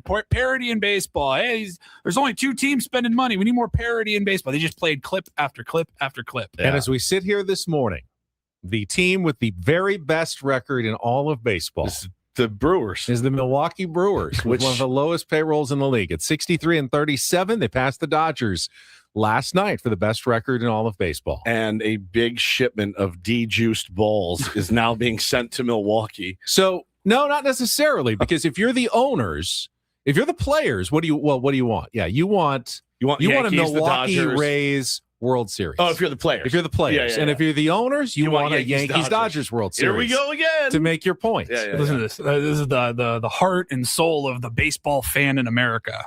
I'd like to see a little bit more parity, man, a little bit more competition. Let's give these young guys like a salary floor. 100% is a salary cap. That's the biggest issue in baseball right now. Fans agree. Salary cap. Parity in baseball. And look, at this time in our country, people are struggling to keep the lights on, right? They're struggling to put gas in their car. This is exactly what the owners are preying on. And one more time, I don't think baseball has a parity problem. You look at the standings up and down, every team can compete. Every team can compete for most of the season. The baseball has a Dodgers problem. Right. And if they win another World Series by doubling the spending of pretty much every other team, that's a problem. Yep. But you can't just put in a cap for the one team because that's a cap for everybody. So the Dodgers dome. That's what we're all allowed to do what we want. You guys. And it's not necessarily the Dodgers' fault, but they have a confluence of events, a massive local media deal. That's the big one. Huge attendance, expensive tickets, and the big one, Shohei Ohtani, that brings in massive overseas revenues. And by the way, they're also a really smart organization. They do so many things well, and they have so many built-in advantages, even over like the Yankees, that the baseball doesn't have a parity problem. It just has a Dodgers problem right now. Yeah, I agree. And if they do the same thing where they win their 100 games and they're the 1 seed or the 2 seed and they clobber the Brewers in the playoffs and win another World Series, the owners are going to have a point and go, we need to fix at least this. We can't keep having this every year where the Dodgers can just bludgeon everybody with their depth and have 10, starting pitchers who are 1s and 2s on every other team that they just wait until the playoffs to deploy every single year. That is not parity. I don't That's blame a them. problem. They're doing what they can get away with, and they've been really forward thinking and smart by doing that. We can say we're mad about it. We're all just I'm jealous. 100%. Yeah. But we've seen other big markets struggle badly. David's right. David's right in the chat, though. He says parity is not just about wins or losses. It is about equal resources. The teams like the Brewers and the Rays constantly get praised for milking as much as they can, which is great. I think that's very smart. I wish we did it. I wish, you want the combination of both, the ability to spend money, the willingness to spend money, and being extremely smart, great at developing. But very few teams are that way. Should the Dodgers get punished for that? I don't know. I hope they do. But they've done it the right way, and they were really, really forward thinking about all this. Oh, by the way, speaking of the Brewers, I was on the wrong end last night when Adam texted me just to show me that the Brewers had the best record in baseball, because he says, I never forget the conversation we had before the season. Said, hey, they've given up more pitching. The Brewers are going to fall off the map at some point. And I was convinced. Brewers aren't the team you worry about. You worry about the Cubs. Yeah, I was wrong. The Brewers continue to be the team. Oh, was he taking a victory lap yes, he was on your taking ass a last giant victory lap on me last night. Hey, I told you. He really did. You two just out victory lapping each other. Just the two of them? Well, you were wrong about this. Well, I was right about this. Pretty much. Pretty much. All right, we'll take a final timeout. We'll come back.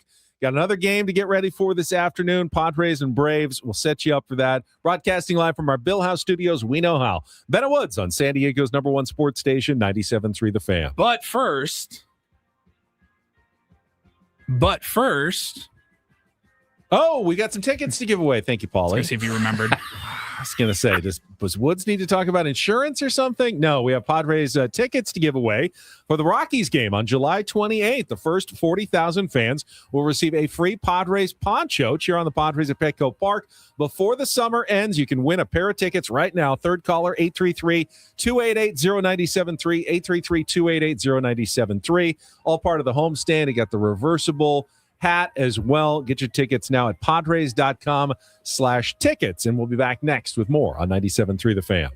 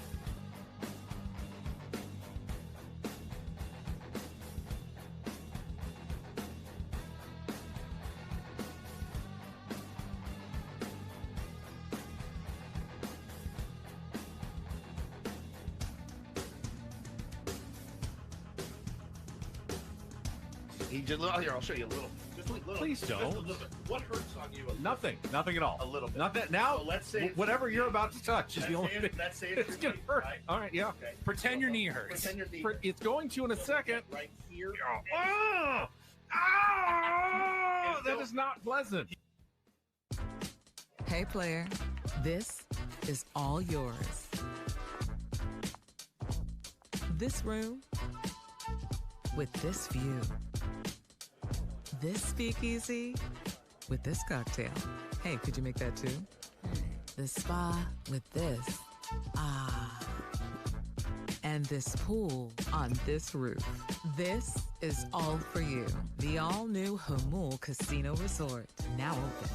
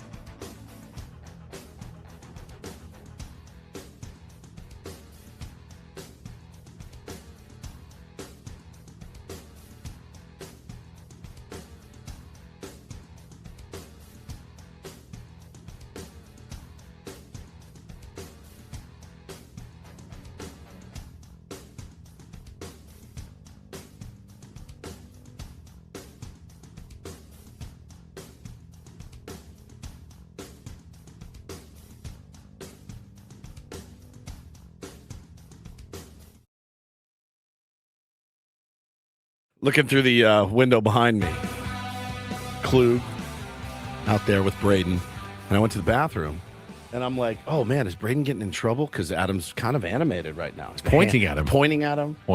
Pointing.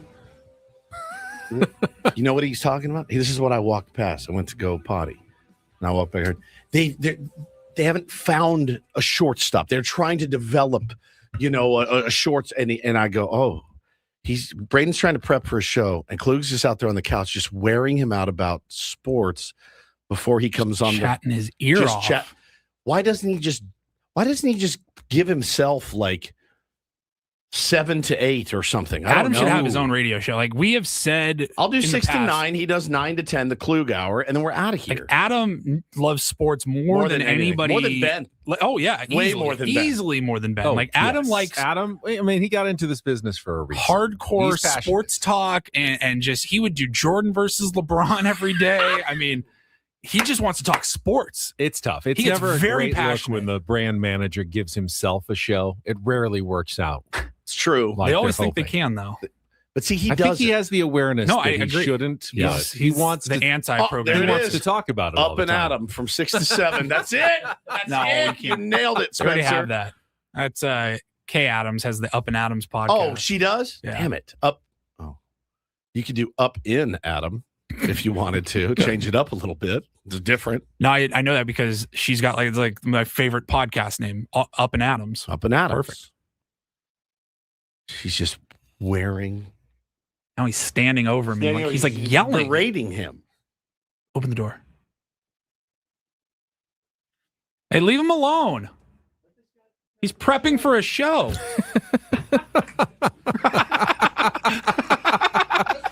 victory lap, Ben. Nobody does humble like that. Yeah. Hey, why don't you just give feeling yourself it right your now, own aren't you? show? He's very excited. He closes the What's door. he so excited Victory about? lap me. Now talking Braden's ear off. Just wearing Braden out, dude.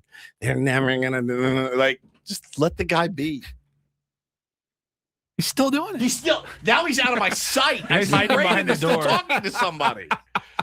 Holy cow! Moved us behind the door where Woods can't see him anymore. But obviously, the conversation is continuing back there. He's unbelievable, man. And yeah, like he knows I get so mad at him. I don't really on Tuesday night. I don't really mind. Wednesday night, no big deal.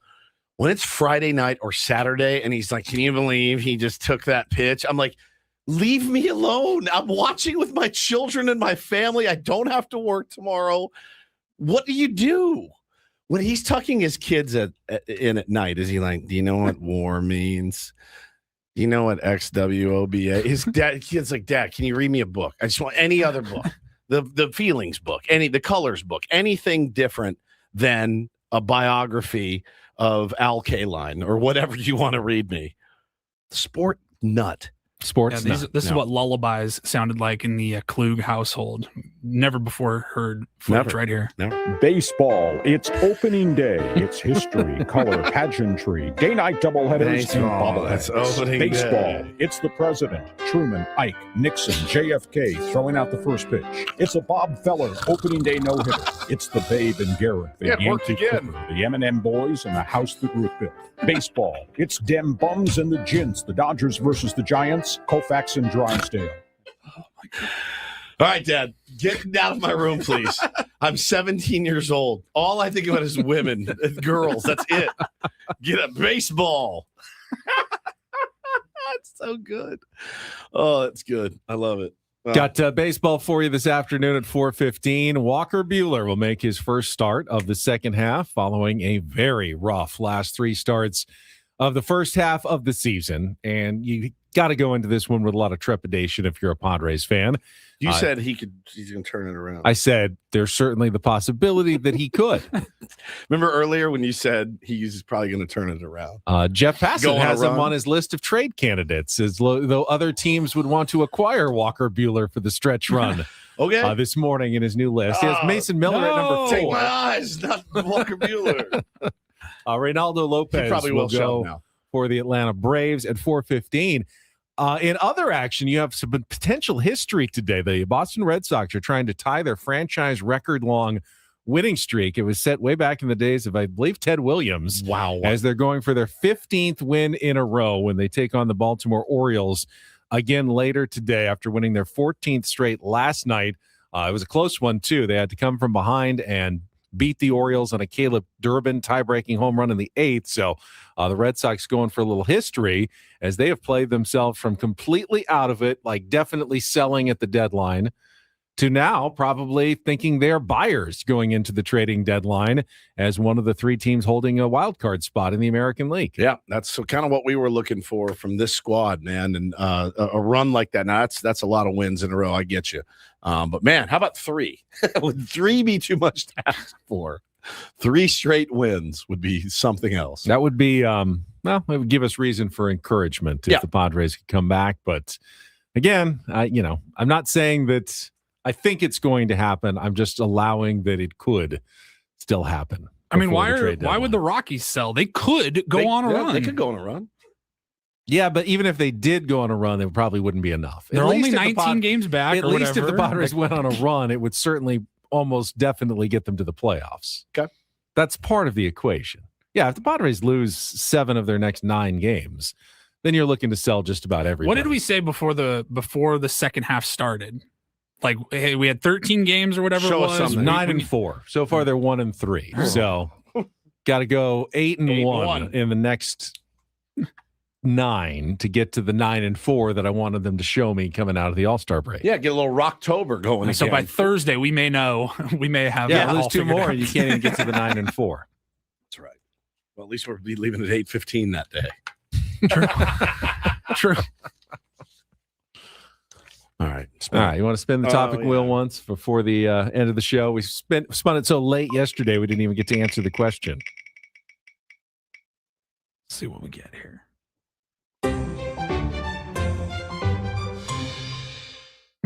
I don't really get this one. Would you rather be famous or wealthy? I guess you Wealthy. can be wealthy without being famous, but Wealthy. I think you can be famous without being wealthy, I guess. Yeah. Yeah. No, I mean, I was trying to say, when I first read it, I was like, they feel like they go hand in hand. there's plenty of poor reality stars, I think, that haven't made a ton of money that Yeah. are famous. Yeah. I'd much rather be Fame wealthy. doesn't get you anything you really want, right? I disagree. Hmm. Really? Nothing that you want? Yeah, fame will get you a lot of things that you want. Yeah. A lot of stuff you don't want. Fame can probably get you anything you want, actually. Yeah, true. Shouldn't, though. I know. This is how the world works. There's nothing virtuous or necessarily advantageous about being famous unless other people decide to give it to you. And I wouldn't want, that's not why I'd want people to give me things. I think just it's 'cause an you're easy answer, famous. though. It's just wealthy over fame. Because 100%. think of the most famous people, whether it's an athlete, an actor, a musician, whatever, like to make all of that money and all of that work, like you got to go through so much Aren't crap. famous people trying to capitalize on their fame to get money and be wealthy? Yes. Isn't that the kind of more end goal of the fame? It's not fame just for fame's sake. For some people, it is. Some people just want to be famous. I mean, like Peyton Manning made a ton of money in his career, a whole production company that he still makes money from. But like, give me the hedge fund manager that nobody knows what he does, who he is. Yeah. He could walk into any store and just buy it if he wants. All right, that is it for us on a Tuesday. Braden, if Adam ever stops talking to him, is coming up next. For Paul Reindl, Stephen Woods, I'm Ben Higgins. Have a great rest of your day from all of us here at San Diego's #1 sports station, 97.3 The Fan. So long, everybody.